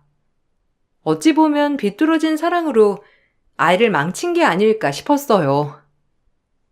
뭐만 하면 잘해야 한다. 우리 집안에서 사자 직업이 나와야 한다. 이렇게나 스트레스 받게 했잖아. 내가 약을 안 하고 버틸 수 있었겠냐고. 다 엄마랑 할머니 때문에 내 인생 이렇게 된 거야. 어쩌다 시험 문제 하나만 틀리면 할머니 그 노발대발하면서 엄마한테 돈 안 준다고 압박하는 그 꼴. 내가 얼마나 보기 힘들었는 줄 알아? 날 이렇게 망친 거야, 당신들이. 아니, 네가 어떻게 날 원망해? 내가 너한테 서포트를 얼마나 많이 해줬는데 이제 와서 나랑 네 엄마 때문이라고? 당연하죠. 시험 문제가 조금이라도 틀리면 바로 사람 취급 안 한 거 당신 아니었어? 난 어렸을 때부터 그 압박과 스트레스에서 언제 벗어나나 했다고. 그런데 약을 하니까 다 잊혀졌던 거야. 그래서 했던 거고, 내 인생 다 망쳤어. 있는 돈 없는 돈 다 갖다 바치면서 공부시켰더니 뭐? 인생을 망쳐? 네 형 좀 봐라. 아무 지원도 없이 혼자서 경찰까지 되고 그렇게 승승장구 진급까지 해가지고 홀로 살아가고 있는 거 안 보여? 네가 뭐가 부족해서 약을 해? 형은 스트레스가 없었겠죠. 할머니가 압박하는 스트레스가. 이제 내 마음대로 살 거니까 나 없다고 생각해요.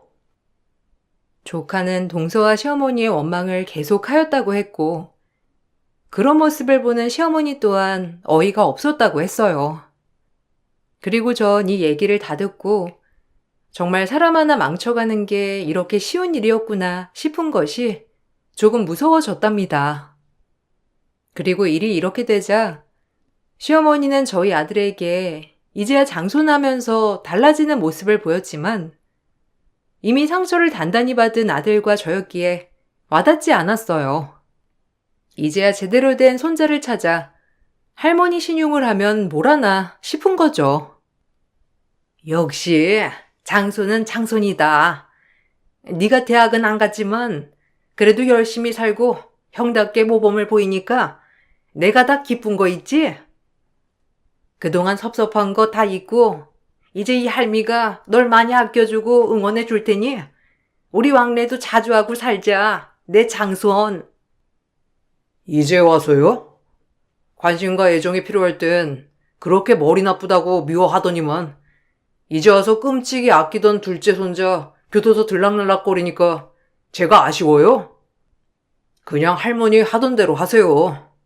전 어차피 할머니 손자가 아니니 저도 할머니라고 생각 안 할게요. 아니, 왜 그렇게 말을 하니? 네가 내 장손이 아니면 내 장손이 누구라는 거야? 그 약쟁이 손자는 필요가 없어. 이제 너같이 든든하고 멋진 경찰 손자가 옆에 있으면 된단 말이야. 내가 장손 보는 낙에 살아야지. 이 나이에 어쩌면 되겠니? 진짜 어이가 없어서 원. 눈에 차지도 않다고 하더니만 약쟁이 손자 보니 우리 아들이 훨씬 나아 보이나요? 어머님 그런 편파적인 발언에 넌덜머리가 나네요. 치가 떨리고요. 진짜 어머님을 더 이상 보고 싶지도 않고 알고 싶지도 않아요. 돈 다 갖다 바쳐서 변호사 만들어줬더니만 내 원망이나 하고 있는 놈 나도 필요 없다. 그러니까 우리 화해하자. 아니요. 전 할머니 보고 싶지 않아요. 그래도 아빠의 어머니시니 장례식엔 방문할게요. 그전엔 보지 않았음 하고요. 예, 미안하다. 우리 화해하자. 내가 잘못했어. 사람을 잘못 본 거지. 너같이 멋진 손자를 두고 내가 너무 심했던 거 인정해. 인정 필요 없어요. 어머님이 수도 없이 던진 돌에 제 아들과 전 상처투성이가 되었거든요. 이제 연락 안 하셨으면 해요. 그 발언을 마지막으로 전 시댁과 연을 끊었어요. 진짜 끊었어야 했지만 그래도 부모이니 참자 했던 것이 이렇게 여기까지 오게 되었거든요. 남편 또한 어렸을 때부터 공부에 대한 압박과 스트레스로 어머님께 정이 하나도 없던 터라 쉽게 결정될 수 있는 문제였죠. 그리고 저희 아들은 차별과 무시 속에 자랐지만 정말 훌륭히 성장하여 지금 또다시 진급을 앞두고 있고 올 8월 결혼을 앞두고 있답니다. 본인과 같이 정말 올곧고 바른 성품을 가진 여성을 데리고 왔더라고요. 어려서부터 할머니의 무시와 차별 속에 힘들었던 아들이었지만 그래도 본인의 신념을 꺾지 않고 커준 아들이 너무 대단하다고 느껴져요. 저희가 손절함에 따라 시어머니는 제 남편에게 입에 담을 수 없는 악담을 퍼부었지만 저희가 별로 신경을 쓰지 않기로 해서인지 그렇게 충격적이진 않더라고요. 이제는 각자의 인생을 잘 살면 될 것 같은 마음이 들면서 우리 아들 앞날이 더 행복했으면 좋겠다고 생각하네요. 아들의 결혼을 앞두고 이 글을 쓰니 그래도 지나온 과거 아들에게 미안한 마음이 드는 것은 어쩔 수 없는 것 같아요. 그래도 후회를 발판 삼아 전 멋진 할머니가 돼보려고 다짐한답니다.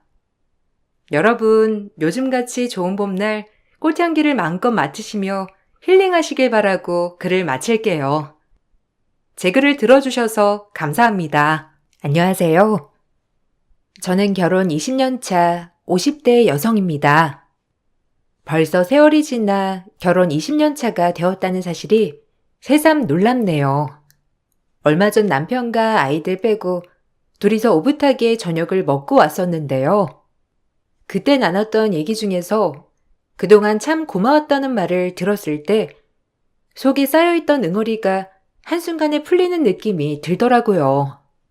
사실 겉으로 보기에는 크게 기복이 없을 것 같은 제 인생에도 크고 작은 일들이 많았는데요.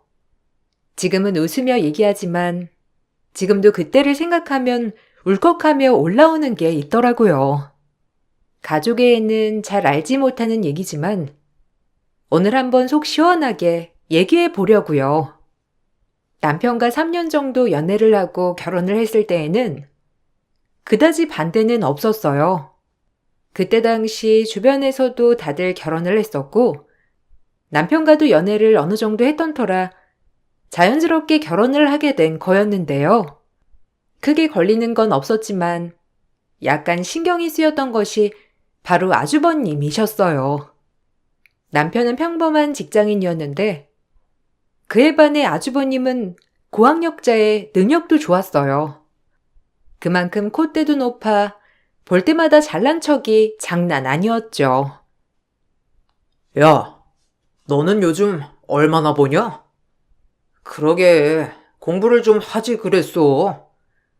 허구한 날 놀러만 다니니까 이제는 좀 후회되지? 이 형처럼 공부를 좀 열심히 했어야 지금 떵떵거리면서 살았을 거 아니야. 재수 씨는 얘 콕딱지만한 월급으로 대체 어떻게 살림해요? 뭐 외식이나 제대로 해요?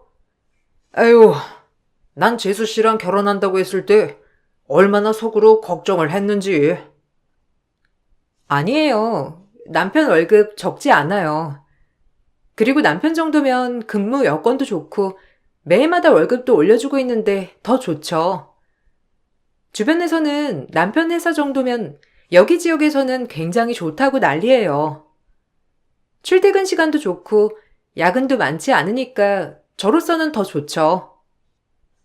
에이, 그래도 재수 씨 돈이 다르잖아요. 나는 이번에 또 새 차 계약하려고 하는데 난 싱글이니까 따로 들어가는 돈도 없고 집도 자가로 가지고 있고 거기다가 하고 싶은 거 마음껏 해도 되고 솔직히 홍석이 월급으로는 혼자서 살아도 빠듯하죠. 안 그러냐? 넌 언제 외제차 한번 몰아볼래? 이참에 다른 회사로 이직이라도 생각해봐. 너무 월급이 적잖냐? 아, 됐어. 난 지금 회사가 좋아. 형은 월급 많이 받으면 뭐해? 매일 야근에 회식에 주말도 반납해야 할 때도 많고 바쁘잖아. 돈을 많이 벌어서 그런 게 아니라 쓸 시간이 없으니까 저축되는 거지. 그리고 나는 형처럼 술 마시고 다니는 사람도 아니고 내 걱정하지 말고 형이나 잘해. 나는 이미 충분히 잘 살고 있으니까. 내가 보기에는 형은 형 걱정해야 할 것 같은데? 만날 때마다 아주버님은 어떻게든 자기 잘난 걸 말하려고 했고 그러면서 은근히 남편을 무시하곤 했어요. 그럴 때마다 남편도 가만히 있지는 않았지만 매번 그러니 저도 너무 피곤하더라고요. 사실 아주버님이 결혼을 한 상태가 아니었기 때문에 처음 결혼을 준비할 때 시댁 쪽에서 반대가 있을 거라 생각했었어요. 그런데 한번 반대 없이 결혼을 해서 의아했는데 알고 보니 시댁에서도 아주버님이 결혼을 못할 거라 생각하는 것 같더라고요. 시부모님도 결혼에 대한 얘기를 별로 안 했는데 아주버님은 결혼에 대한 의지가 강했어요. 결혼 초반에는 저에게도 여자를 소개해 달라고도 하셨죠. 재수씨, 주변에는 좀 괜찮은 여자 없어요? 내 주변에는 거의 결혼도 다 하고 주변에 아는 여자가 없어가지고 소개를 안 해주더라고요. 저도 이제 슬슬 결혼해야 될 것 같은데 이제야 찾으려고 하니까 어떻게 만나야 하나 싶기도 하고 솔직히 요즘은 제 능력만 보고 접근하는 여자들도 너무 많아가지고 좀 제대로 된 사람을 만나고 싶거든요. 어디 없어요? 어떤 스타일을 원하시는데요? 남편이 전에 소개 한번 시켜줬는데 아주버님이 자기 타입 아니라고 거절하셨다고 해서 제 주변도 거의 결혼은 해서 없고 주변에 한번 물어볼게요. 아주버님이 원하시는 스타일이나 성격 이런 거 있으면 알려주세요. 참고해서 알아볼게요. 나는 딴 거 필요 없어요. 일단 얼굴은 데리고 다니기 창피하지 않을 정도? 뭐 그러면 될 것 같고, 몸매 관리는 자기 관리니까 자기 관리 잘하는 여자가 좋겠죠? 키는 2세 생각해야 되니까 한 170은 넘었으면 좋겠고, 직장도 저보다는 아니지만 그래도 안정적이었으면 좋겠네요. 무엇보다 성격이 중요한데, 고분고분 제 말 따라줄 사람이면 딱 좋을 것 같은데. 형, 그런 조건이면 결혼 어떻게 해? 그리고 형이 180도 안 되면서 무슨 170 넘는 여자를 만난다고? 형이나 몸 관리하고서나 말해.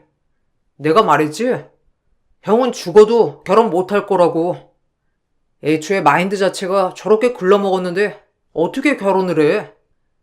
여자가 형이 하는 얘기 들으면 괜찮은 사람이구나 생각이나 하겠어? 아무리 잘난 여자도 그런 조건 들으면 정부터 떨어지지. 왜? 이게 뭐 어때서? 나 진짜 기준 낮은 건데. 내가 무슨 연예인급 얼굴을 원한 것도 아니고 쭉쭉빵빵 그런 몸매를 말한 것도 아니고 적당히 이쁘고 적당히 몸매 관리 잘 된 여자, 거기다가 성격까지 고분고분한 착한 여자 찾는 건데 이 정도면 쉽지 않아? 솔직히 나 정도 능력 갖고 있는 남자면 줄을 설 텐데 내가 좀 늦게 찾는 거긴 하지. 난 내 급에서 한참 눈 낮췄다고. 아주버님에게 원하는 여성상을 듣고선 전 절대 소개를 시켜주면 안 된다는 걸 알았어요. 특히나 아주버님은 자신의 말을 무조건 따르는 여자를 원했는데 시댁에서도 진짜 독불장군이라고 할 정도로 뭐든 자기 맘대로 했었죠. 시부모님에게도 함부로 하는 모습을 보면서 이해가 안 되더라고요. 남편에게 도대체 왜 저러냐고 물어본 적도 있었어요. 뭐, 나도 어느 정도는 이해하지만 요즘 좀 심하긴 하지? 늦게 사춘기 와서 그래. 어릴 적에 초등학교 들어가자마자 형은 아침부터 저녁까지 공부만 했거든. 집에 오면 엄마가 떡하니 옆에 앉아서 공부시키고 주말에도 제대로 나가놓은 적이 없었어. 부모님이 유난히시긴 했지. 그 덕에 나는 좀 방치되긴 했지만 어쨌든 고등학교까지는 잘 따르다가 원하는 대학도 가고 그러면서 점점 달라지더라고. 아무리 그래도 좀 심하다는 생각도 들어서 말이야. 진짜 싫어서 안 보는 사람은 봤지만 그렇다고 집에서 나가서 살았던 것도 아니잖아. 이번에야 집 사서 나가신 거라며. 그러면서 살면서 생활비 하나 내신 적도 없고 나는 그게 이해가 안 돼서 그래. 그렇게 싫었으면 애초에 집을 나가 살아야 하는 거 아니야? 받을 건 다 받고 나서 저러시는 게 나로서는 좀... 나도 심하다곤 생각하는데 뭐 어쩌겠어. 엄마 아빠도 뭐라고 안 하는데 내 말이라고 듣겠어? 나도 처음에는 그러지 말라고 했는데 전혀 듣지를 않아. 그냥 그러려니 해. 엄마 아빠도 속상하다고 나한테나 털어놓지. 형한테 뭐라고는 안 하니까 계속 이런 상황이 되는 거지 뭐. 이젠 나도 포기야. 당신도 그냥 신경 쓰지 마. 우리도 슬슬 집에 가는 건 좀 줄이는 게 나을 것 같아. 너무 가족들이 뭐라고 안 하는 것 같아. 아무리 그래도 가족들 앞에서 너무 무시하고 그러는 건 좀 아니지 않아? 가족들이야 원래 그랬다고 하고 넘어가도 내가 보기에는 별로 안 좋은 것 같아.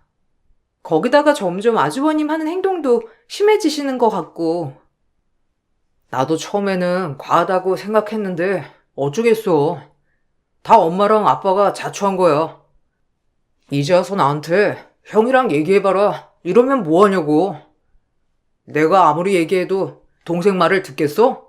부모 말도 안 듣는데 처음부터 엇나갔을 때 제대로 얘기를 하던지 아니면 애초에 마음을 풀어주던지 해야 하는데 아무것도 안 하면서 내가 아무리 노력해도 바뀌는 거 없으니까 어쩔 수 없지 뭐. 아주버님은 어릴 적 과도한 교육으로 성인이 되고 나서 뒤늦게 엇나가기 시작한 거였어요. 특히나 본인이 승승장구 잘 풀리면서 쌓여있던 분노는 가족들을 무시하는 걸로 푸는 듯 했죠. 매번 볼 때마다 심한 잘난 척에 무시를 듣다 보니 저도 기분이 너무 나빴는데 시부모님 중에서 누구 하나 화를 내시거나 불편한 티를 안 내시더라고요. 심지어 아주버님은 저희에게 시부모님께 잘하길 원하셨어요. 재수 씨는 일주일에 몇 번 우리 집에 가요? 나야 독립해가지고 자주 못 가지만 원래 며느리가 자주 가야 하는 거 아닌가? 우리 엄마 젊었을 때는 우리 업고 안고 해서 일주일에 3일은 갔던 거 같은데 요즘 시대가 참 좋아졌지. 시어머니가 며느리 눈치도 보고 말이야. 그래도 우리 집은 그런 거 없으니까 적어도 일주일 한 번은 집에 가야 되는 거 알죠? 형이나 결혼하고 그런 소리를 해. 왜 가만히 있는 우리 와이프한테 그런 소리를 해? 형도 집에 잘 안 가면서 자식도 안 가는데 무슨 며느리가 매주 가? 우리는 이미 충분히 엄마 아빠 얼굴 많이 보고 있으니까 형이나 시간 내서 집에나 가. 일주일이 뭐야. 한 달에 한 번도 안 가면서. 전화는 좀 해? 전화도 안 하잖아. 형도 안 하는데 무슨 우리한테 하라 말아요. 야, 나는 결혼을 안 했잖아. 내가 결혼했으면 알아서 잘했겠지. 내가 보기엔 너희들이 뭘 모르는 것 같아서 말해주는 거야. 그리고 며느리가 좀 더 살갑게 가서 있으면 엄마 아빠도 더 좋아하시지 않겠어? 요즘 시대가 그렇지 않다고 해도 우리 집은 아직도 그런 집안이라니까. 아들들보다는 며느리가 가서 챙기고 그러는 게 맞는 거야. 안 그래요, 재수씨? 그게 뭐가 맞는 거야? 그리고 와이프도 일하고 있는데 일주일에 쉬는 날 2번뿐인데 그중 하루를 가서 있으라고? 형이나 좀 그래봐. 돈 그렇게 많이 벌면서 형은 그중에 10,000원이라도 우리 집에 가져다 주기를 해 뭐래? 자기는 하나도 안 하면서 왜 자꾸 우리한테 이것저것 하래? 우리는 이미 충분히 하고 있어. 니들이 결혼했으니 내 몫까지 해야지. 나는 싱글이잖아. 나중에 내가 결혼하면 알아서 잘한다니까. 니들이 먼저 결혼했으니 챙겨야 하는 게 당연한 거 아니야? 그리고 네가 왜 자꾸 나서? 집안 장남이 얘기하면 넌 조용히 있는 거야. 내가 너한테 얘기했어? 재수 씨한테 말했지? 아주버님은 초대를 하지 않아도 연락도 없이 집에 찾아와서는 대뜸 밥을 요구하기도 했어요. 먹을 게 없어 뭐라도 주문해 먹자고 하면 자기는 그런 거 안 먹는다며 무조건 집밥을 해 놓으라고도 했었죠. 심지어 도 넘는 발언까지 아무렇지 않게 한 적도 있었어요. 재수 씨, 혹시 나보다 아이 일찍 낳을 생각하는 건 아니죠? 솔직히 결혼이야 누가 먼저 하든지 상관은 없지만 애는 원래 첫째가 먼저 낳아야지. 그래서 말인데 피임은 하고 있어요? 그거 꼬박꼬박 잘해야 하는 거 알죠? 어쨌든 이런 건 여자가 챙겨야 하는 거니까. 네? 피임이요? 아, 그런 걸 아주버님한테까지 상의를 해야 하나요? 저희 아직 아이 계획은 없긴 하지만 그런 건 제가 알아서 할 거니 걱정하지 마세요. 그러면 아주버님 결혼 생각은 있으신 거예요? 그럼요. 그래도 2세 생각해가지고 20대는 만나야 하지 않을까 싶은데 지금 20대들이 영 생각이 없는 것 같아서요. 저는 좀 개념 있고 남편 잘 모실 수 있는 여자가 딱 좋은데 요즘 여자들은 언약 재고 따지는 게 많으니 딱히 마음에 드는 사람이 지금은 없네요. 재수 씨 주변에는 20대 좀 개념 있는 여자 없어요? 20대요? 아주버님, 지금 40대 다 되어가는데 20대를 찾으시는 거예요? 그럼 너무 나이 차가 많이 나시지 않아요? 차라리 30대 또래분들 중에서 찾으시는 건 어떠세요? 그때 들어보니까 아주버님 친구분들 중에서 괜찮은 사람 있다고 한 것 같은데.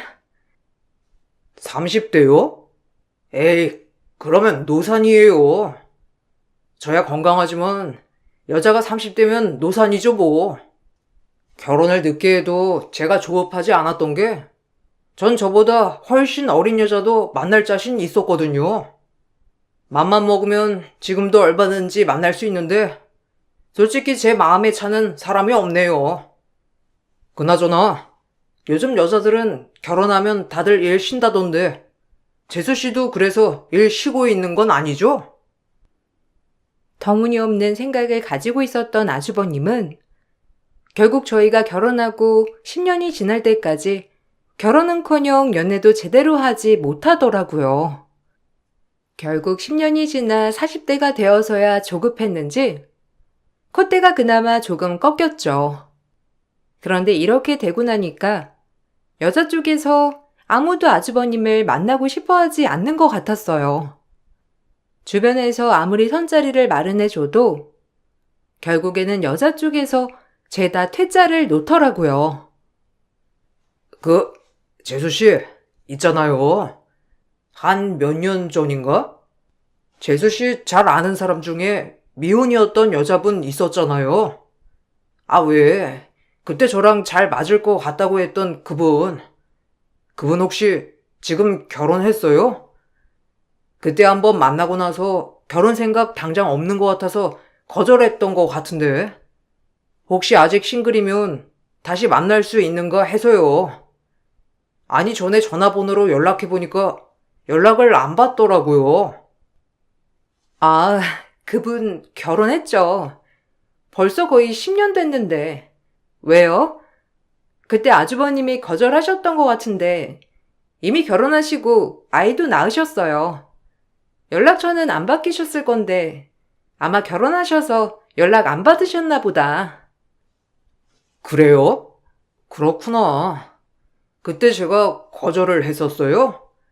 아, 그럼 그 다음에 만났던 그 여자분은요? 아예 안 낳겠다고 해가지고 제가 그때 서로 안 맞는 것 같다고 했던 것 같은데 그분은 아직 싱글 아니에요? 연락처도 바뀐 것 같던데. 아, 그분 해외로 이민 가셨어요. 해외에서 결혼한 걸로 알고 있는데. 근데 왜요? 아주버님 그분들 다 아주버님 또래라고 별로 마음에 들어 하시지 않으셨잖아요. 그래서 거절했던 것 같은데. 저는 이제 아주버님한테 소개해드릴 분이 없어요. 그때도 말씀드렸던 것 같은데 아주버님이 말해주신 조건에 맞는 사람은 제 주변에 없다고 했었잖아요. 아, 그게 생각해보니까 제 조건이 좀 까다로운가 해가지고요. 찾다 보면 찾을 수도 있겠지만 이것저것 신경 쓰면서 찾기도 귀찮고 뭐 제가 능력이 되니까 여자 능력은 안 봐도 될 것 같다 싶기도 하고요. 그래서 물어본 거예요. 하다하다 소개가 전혀 들어오지 않으니 이미 본인이 퇴짜를 놓았었던 아주 오래전 소개녀들도 찾기 시작하더라고요. 전 속으로 그러게 왜 그렇게 기고만장했나 웃었지만 이미 떠나간 배는 돌아올 수 없는 것이었죠. 아주버님도 머리가 아팠지만 결혼 생활이 길어질수록 또 하나 고민거리가 되었던 게 바로 시부모님이셨어요. 아주버님에게는 절절매면서 남편 가족에게는 바라는 것도 정말 많으셨어요. 가끔 시댁에 가서 식사를 할 때면 밥이 넘어가지 않을 때가 종종 있었죠. 너희 다음 주에 뭐하니? 다음 주에 오랜만에 사촌들이랑 만나서 밥 좀 먹자. 이번에 아버지 형제들 다 오기로 했거든? 니들도 참석해. 와서 오랜만에 인사도 하고 맛있는 것도 먹고. 그리고 둘째 너는 와서 음식 좀 나랑 같이 차리자. 금요일에 만나기로 했으니까 오후 반차 내고 와. 와서 하룻밤 자고 다음날 가면 되겠네. 엄마, 우리가 거길 왜 참석을 해? 저번 달에 이미 가족 행사 있어서 얼굴 봤고, 이번에 아빠 형제들만 모이는 거면서 왜 자꾸 우리 보고 오라가라 하는 거야? 거기다가 와이프는 뭐? 반차를 내? 무슨 회사가 장난이야? 아, 그리고 이럴 때마다 형은 한 번도 안 부르더라? 왜 형은 한 번도 안 부르고 우리만 부르는 건데? 형도 같이 오던지 해야 하는 거 아니야? 저번에 행사 때도 형은 아예 오지도 않았잖아.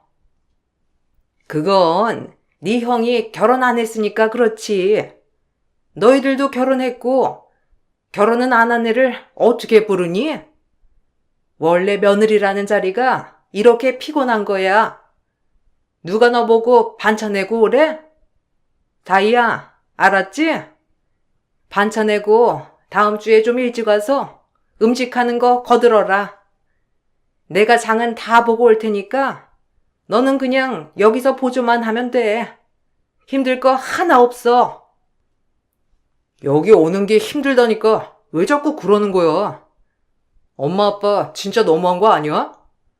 아무리 결혼을 했거니와 형은 뭐 결혼 안 했으니까 뭐든 다 안 와도 되고 빠져도 되고 그런 게 어디 있어? 나 이럴 때마다 다이한테도 미안하지만 장모님 장인어른께 죄송해. 어떻게 우리 집에서 다이를 이런 대접해? 다음부터 행사 절대 참석 안 할 거니까 그렇게 알아. 본인은 하지 않으면서 요구하는 아주버님도 어처구니가 없었지만 당연하게 아주버님이 아닌 저희가 본인들을 챙겨야 한다고 생각하는 시부모님도 너무 서운하더라고요. 저희는 실망도 많이 했기 때문에 점점 거리를 두고 있었어요. 그러던 찰나에 뜬금없이 아주버님이 결혼을 하게 되었어요. 형님은 대학에서 박사를 하고 계셨는데 시부모님 태도에 전 실망을 하게 되었어요. 이제야 제대로 된 우리 집 맏며느리가 들어왔네. 오느라 피곤하지 않았니? 여기까지 피곤하게 오지 말고 전화만 하지 그랬어.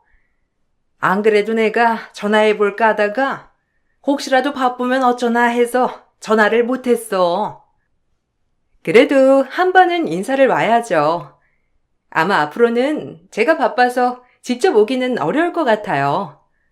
그래서 이렇게 시간 있을 때 온 거예요. 전화를 드릴까 하다가. 일이 근데 바빠서 오래 있지는 못할 것 같은데 괜찮으시죠? 오늘 학교에서 마무리해야 하는 일이 있어서 금방 가봐야 할 것 같아요. 어머, 괜찮아. 그런 일이 있으면 얼른 가봐야지. 여기는 나랑 둘째가 같이 지우면 되니까 그런 건 신경 쓰지 마라. 역시 집에 박사 며느리가 들어오니까 집안 분위기 자체가 교양 있고 고급스러워지네. 딱 우리 집에 맞는 며느리가 이제야 들어온 것 같아서 너무 기쁘구나. 그렇지, 엄마. 내가 제대로 된 며느리 데리고 왔지? 와이프가 오늘 좀 바쁜데 그래도 인사는 직접 해야 하는 거라고 해서 같이 왔어. 이렇게 생각도 깊은 며느리가 어디 있어? 세상에 자기 일도 바쁜데 굳이 시간 내가지고 인사도 오고 말이야. 그러니까 바쁠 텐데 여기까지 이렇게 오고 역시 우리 맏며느리야. 둘째야, 뭐하니? 얼른 밥상 차려야지. 형님 바쁘다고 하니까 얼른 차려라. 형님이 좋아하는 음식들 가득 덜어가지고 오고. 알았지? 결혼하고 처음 형님이 인사를 하러 왔을 때는 처음이니 어색하니까 더 신경 써줄 수 있겠다는 생각으로 참고 넘어갔어요. 그런데 점점 시부모님 편애가 심해지기 시작하더라고요. 시댁에 가면 항상 시부모님은 아주버님과 형님만 챙기기 바빴어요. 번거롭고 귀찮은 일은 항상 남편과 저의 몫이었죠. 그런 일들이 잦아지면서 남편은 불만을 표출하기도 했어요. 엄마 아빠 진짜 너무한 거 아니야? 이렇게 따지면 와이프도 손님이야. 아무리 형수님이 결혼한 지 얼마 안 됐다곤 하지만 너무 편해하는 거 아니야?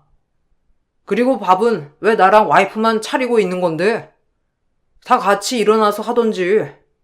물은 그리고 직접 떠다 먹을 수도 있는 거고. 음식은 왜 죄다 형이랑 형수님 앞에만 두는 거야? 난 진짜 이해가 안 되네. 넌 또 왜 그래? 밥상머리 앞에서 예의 없게. 그리고 네 형수는 결혼한 지 뭐 몇 년이나 됐다고.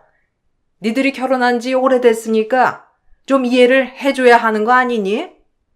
아유, 미안하다 며느라. 우리 둘째가 좀 철이 없어서 그래. 니들처럼 생각이 깊으면 이런 소리 밥상머리 앞에서는 안 하는 건데. 어머님, 괜찮아요. 그럴 수 있죠. 저희 집에서도 막내는 좀 생각 없고 철없고 그래요. 어떻게 모든 상황을 잘 보겠어요. 나이도 어리고 그런데 저희가 참아야죠 뭐. 그나저나 이거 음식 맛있는데 저 좀 싸주실 수 있어요? 동서, 이거나 통에다가 좀 담아줘. 아, 좀 안 흘리게 꼼꼼하게 포장해서 담아줄래? 저번에 보니까 다 샜더라고. 아유, 그랬니? 둘째야, 너는 그런 거 하나 꼼꼼하게 못하고 칠칠 맞게 흘리게 했어. 오늘은 2중 3중으로 꼭꼭 삼해서 싸줘라. 그리고 냉장고에 한우 있지? 그거 형님 내 거니까 가서 차에다 갖다 두고 와. 그네야, 차키 어디 있니? 작은 애 보고 가서 차에 가져다 두라고 하자. 저와 남편을 제외하고 다른 식구들은 하나도 이상함을 못 느끼더라고요. 심지어 남편이 대놓고 뭐라고 해도 철없이 하는 아들 말로 취급을 했죠. 되도록이면 얼굴도 보고 싶지 않았지만 저희가 피하면 안 챙긴다 서운해하시고 같이 자리를 하면 저희는 챙겨주지 않으시고 모든 걸 형 부부에게 향하니 너무 화가 났어요. 시부모님도 편애를 하고 거기다가 아주버님도 집안에서 떵떵거려서 그런 건지 형님도 저를 무시하셨어요. 형님이랑은 자주 대화를 하진 않았는데 한 번 대화를 할 때마다 무시한다는 게 바로 느껴질 정도였죠. 동서는 요즘 뭐 해? 남편 말 들어보니까 뭐 가족 사업 뭐 도와준다며? 뭐 가족 사업을 크게 해? 아니, 내 주변에는 다들 고학력자에 박사하거나 대기업 다니는 친구들이 대부분이라서 다들 자기 커리어 살리는 데 집중하는데 내가 보면 동서는 자기 커리어는 없는 것 같아서 말이야. 내가 너무 안타까워서 해주는 말이야. 애들도 엄마가 뭐 하는지에 따라서 자신감이 달라지잖아. 동서네 애들은 영 엄마 일 얘긴 안 하길래. 원래 엄마가 잘나면 애들이 알아서 막 주변에 자랑하고 그러지 않나? 애들 따라 다르죠 뭐. 저희 애들도 제가 일하는 거 자랑스러워 하는데 솔직히 그런 거 자랑스러워하는 건 좋지만 주변에 자랑하는 게 좋은 건 아니잖아요. 사람이 겸손도 있어야 하고 굳이 그런 걸 자랑이라고 얘기하고 다니는 것도 아닌 것 같아서 아이들도 그렇게 교육하고 있어요. 동서는 보면 볼수록 참 성격이 좋아. 그렇지? 주변에서도 약간 느긋하단 소리 많이 듣지? 애들이 그렇게 교육해서 말 듣는 거라고 생각하는 거야? 동서 진짜 순진한 건가? 애들도 다 보이는 게 있으니까 그런 거지. 엄마가 진짜 잘났으면 주변에 막 자랑하고 난리도 아니지. 조용한 건 당연히 눈에 보이는 게 없어서 그런 거 아닐까? 동서, 괜찮아. 나는 주변에 전업주부 이런 건 없어서 잘 모르지만 요즘은 전업주부도 괜찮고 마트 아르바이트해도 본인 스스로 떳떳하면 괜찮아. 마치 본인이 아는 기준에서만 생각하는 모습을 보니 어처구니가 없었지만 말을 해봤자 뭐가 달라질까 싶어서 저와 남편은 시댁 식구들과 거리를 두기로 했어요. 이제야 전 왜 남편이 거들먹거리는 아주버님에게 왜 아무런 말을 하지 않았을까? 시부모님에게는 왜 뭐라고 하지 않았던 걸까? 이해가 되더라고요. 아무리 말을 해도 본인의 말을 믿지도 들어주지도 않으니 아예 입을 다문 거였죠. 저 역시 결혼 10년이 지나고 나서야 방법은 입을 다물고 거리를 두는 거라는 걸 알게 되었어요. 그렇게 점점 시댁 식구들에게 거리를 두던 중 사건이 벌어지고 말았죠. 어느 날 대학 급식실에서 설거지를 하고 있었는데 그것이 바로 박사 형님이 근무를 하는 곳이더라고요. 절 발견하자마자 박사 형님은 저에게 다가와서는 어처구니 없는 말을 했어요. 동서, 설마 나 여기 박사로 있다고 여기 취업한 거야? 동서 여기 취업하면서 내 얘기한 건 아니지? 아, 진짜. 그런 거면 당장 그만둬. 어떻게 형님 이름 팔아서 취업할 생각을 해? 내가 이래서 가족들한테 어디 박사로 있는지 말을 안 했는데. 아무튼 바로 가서 그만두겠다고 해. 나 동서 보고 진짜 깜짝 놀랐어. 동서, 내가 여기 있는 거 알고 취업한 거지? 무슨 소리 하는 거예요? 저 여기 취업한 거 아니고 잠깐 일하는 거예요. 그리고 형님이 여기 있다고 전혀 말도 안 했으니까 신경 쓰실 필요 없어요. 오히려 이렇게 저한테 오셔가지고서는 말하시는 게 더 주변에서 잘 아시겠네요. 저랑 형님 동서 사이인 거 티내고 싶지 않으시면 여기서 이렇게 얘기하지 마시고 가셔서 차라리 모르는 척 하세요. 뭐? 와, 들키니까 이런 식으로 나오는 거야? 동서 그냥 솔직하게 말해. 내가 동서 그렇게 말하면 알아서 불쌍하게 안 볼까봐 괜히 자존심 내세우는 거야? 내 주변에서도 이런 사람들 좀 있는데 이렇게 자존심 세운다고 답이 아니라니까. 일단은 여기 말고 다른 곳으로 취업할 곳 알아볼 테니까 당장 가서 못하겠다고 일단 말해. 우리 학교에서는 안 돼. 참, 어이가 없네. 형님 때문에 여기 온 거 아니니까 설거지하는 거 방해하지 말고 가세요. 저도 형님이랑 아는 사이라는 거 티내고 싶지 않거든요. 애초에 여기에 형님이 박사로 있다는 거 알고서 온 것도 아니고 저도 밝히고 싶지 않으니 가시라고요. 끝까지 이렇게 자존심 부릴 거야? 뭐 좋아. 내가 그럼 아예 모르는 사람으로 취급해줄게. 아줌마, 이게 도대체 뭐예요? 설거지를 제대로 하는 거예요? 마는 거예요? 이런 일 하려고 왔으면 똑바로 해야 하는 거 아니에요? 여기 고춧가루 묻었잖아. 다시 닦아, 아줌마! 모르는 척하라는 저의 말에 형님은 갑자기 모르는 사람 취급을 해주겠다면서 저에게 소리를 질렀죠. 식당 안에서 모든 사람들이 쳐다봤고 저쪽에서 누군가가 부랴부랴 저희 쪽으로 다가왔어요. 그러더니 이 사장님, 여기서 이러시면 안 됩니다 하며 제 팔을 끌었죠. 그 모습을 보고선 형님은 너무 당황스러워했어요. 이 일이 있기 얼마 전 조부께서 돌아가시게 되면서 제가 이사장 자리를 맡게 되었고 회사가 지원하던 대학으로 봉사 지원을 가게 된 거였어요. 원래 제가 봉사를 해야 할 건 아니었지만 먼저 나서서 봉사를 하려고 하다 보니 급식실 설거지를 하게 된 거였는데 그걸 보고선 형님은 오해를 하게 된 거였죠. 회사 측에서 대학에 지원하는 규모도 적지 않았고 연계된 사업들도 많아 대학 측에서 이 사실을 알고선 뒤집어졌다고 하더라고요. 특히나 그 사람이 저에게는 형님이라는 것을 알게 되고선 더욱 분위기는 심상치 않게 되었죠. 형님은 제가 무슨 손을 쓴 거라 생각을 했던 모양이었어요. 동서, 지금 뭐 하자는 거야? 왜 학교에서 내년 교수 임용을 안 하겠다는 소리가 나오기 시작하는 건데?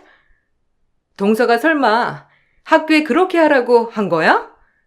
와, 진짜 무섭다, 무서워. 이런 것까지 다 요구하고 말이야. 동서 아무리 이사장이라고 하지만 너무한 거 아니야? 멀쩡히 박사로 근무하고 있는 사람을 고작 좋지 않은 감정 하나 가지고 자르라고 했다고? 뭔가 오해가 있는 모양인데 그런 소리 한 적도 없고 그런 소리를 할 생각도 없어요. 형님이 그렇게 감정 하나 가지고 무섭게 잘랐다고 생각했다면 제가 고작 그 정도로 그칠 거라고 생각을 하셨나 보네요. 형님은 이사장 되면 이것보다 더 했을 건가 봐요. 뭐? 이것보다 더한 짓을 했어? 동서 그렇게 안 봤는데 사람 진짜 무섭다. 그렇게 따지면 동서가 나보고 아는 척 하지 말라고 했잖아. 그래서 내가 동서 아는 척 안 하고 급식실 아줌마 취급해준 건데 뭐가 어때서? 이거 가지고 문제 제기한 거면 너무한 거 아니야? 아, 형님은 급식실에서 일하시는 분들 취급을 이런 식으로 하시는가 봐요? 그게 더 문제 아닌가요? 직업에 기천이 어디 있고 다 사람일 뿐인데 누가 누굴 무시할 자격이 있나요? 애초에 형님이 그런 마인드니까 교수 임용되지 않았다고는 생각 전혀 안 하시네요? 신기하게. 이유 알고 싶으시면 저한테 따질 게 아니라 학교 측에 직접 따지세요. 무섭다 하시면서 아직도 저한테 따지고 계신 거 보니 아직 무섭지도 않으신 것 같은데. 꺾이지 않을 것 같았던 기고만장함은 결국 본인 스스로 꺾고 말았던 거였어요. 대학 측에서는 사건 내용을 구체적으로 알아봤고 그동안 형님이 다른 학교 내 근로자들을 무시하고 다녔다는 게 드러나게 되었죠. 이 사실이 밝혀지고 나서 형님은 이후 교수 임용 채용에 발탁하지 않겠다는 의사를 표명했고 형님은 그렇게 학교를 그만두게 되었어요. 더군다나 형님의 이런 행각이 알려지게 되면서 지역 커뮤니티에는 아주버님이 주변 사람들을 무시하고 다녔다는 사실도 알려졌고 부창부수 유유상종 끼리끼리라며 인성 논란으로 지역 카페가 난리가 났죠. 서민들을 도와주는 훌륭한 변호사로 알려졌던 전문직이었던 아주버님도 인성 논란 입소문에 찾아오는 사람들의 발길이 뚝 끊겼고 기고만장했던 콧대가 꺾이고 말았어요. 남편은 이번 기회에 잘 됐다며 모든 시댁 식구들과 연 끊고 살자고 했죠. 그렇게 몇 년을 시댁 식구들과 연락 한 통 하지 않고 지내고 있답니다. 중간중간 시댁 식구들이 돌아가며 저희가 연 끊은 걸 온 세상에 알리겠다고 압박했지만 저희는 오히려 그간 그들이 한 짓을 함께 오픈하겠다고 말했죠. 그랬더니 압박과 독설이 쏙 들어가더라고요. 대학에 취업하려던 형님도 생각처럼 잘 풀리지 않았고 변호사였던 아주버님도 한번 꺾이고 나니 다시 재기하기 어려웠던가 보더라고요. 정가는 전혀 다른 생활을 하고 있다는 소식을 들으면서 다른 사람들을 무시한 말로가 이런 건가 싶은 생각도 들었답니다. 남편이 그때 일을 무척이나 미안해하고 있어요. 본인의 가족들 때문에 제가 받았던 상처가 깊을까 항상 조심해 하더라고요. 사건 이후 처음으로 그때 일을 남편과 얘기해보게 되었는데 아마 남편이 나섰다 하더라도 그 사람들 인성은 달라지지 않았을 거라 생각해요. 여러분들 생각은 어떠신가요? 이 사건으로 저는 겸손과 배려가 얼마나 중요한 건지 알게 되었어요. 사람은 누구나 동등하다는 걸 항상 마음속으로 새기면서 살고 있답니다. 제 사연을 들어주셔서 정말 감사합니다. 모두들 건강하시고 가정이 평안하시길 바랄게요.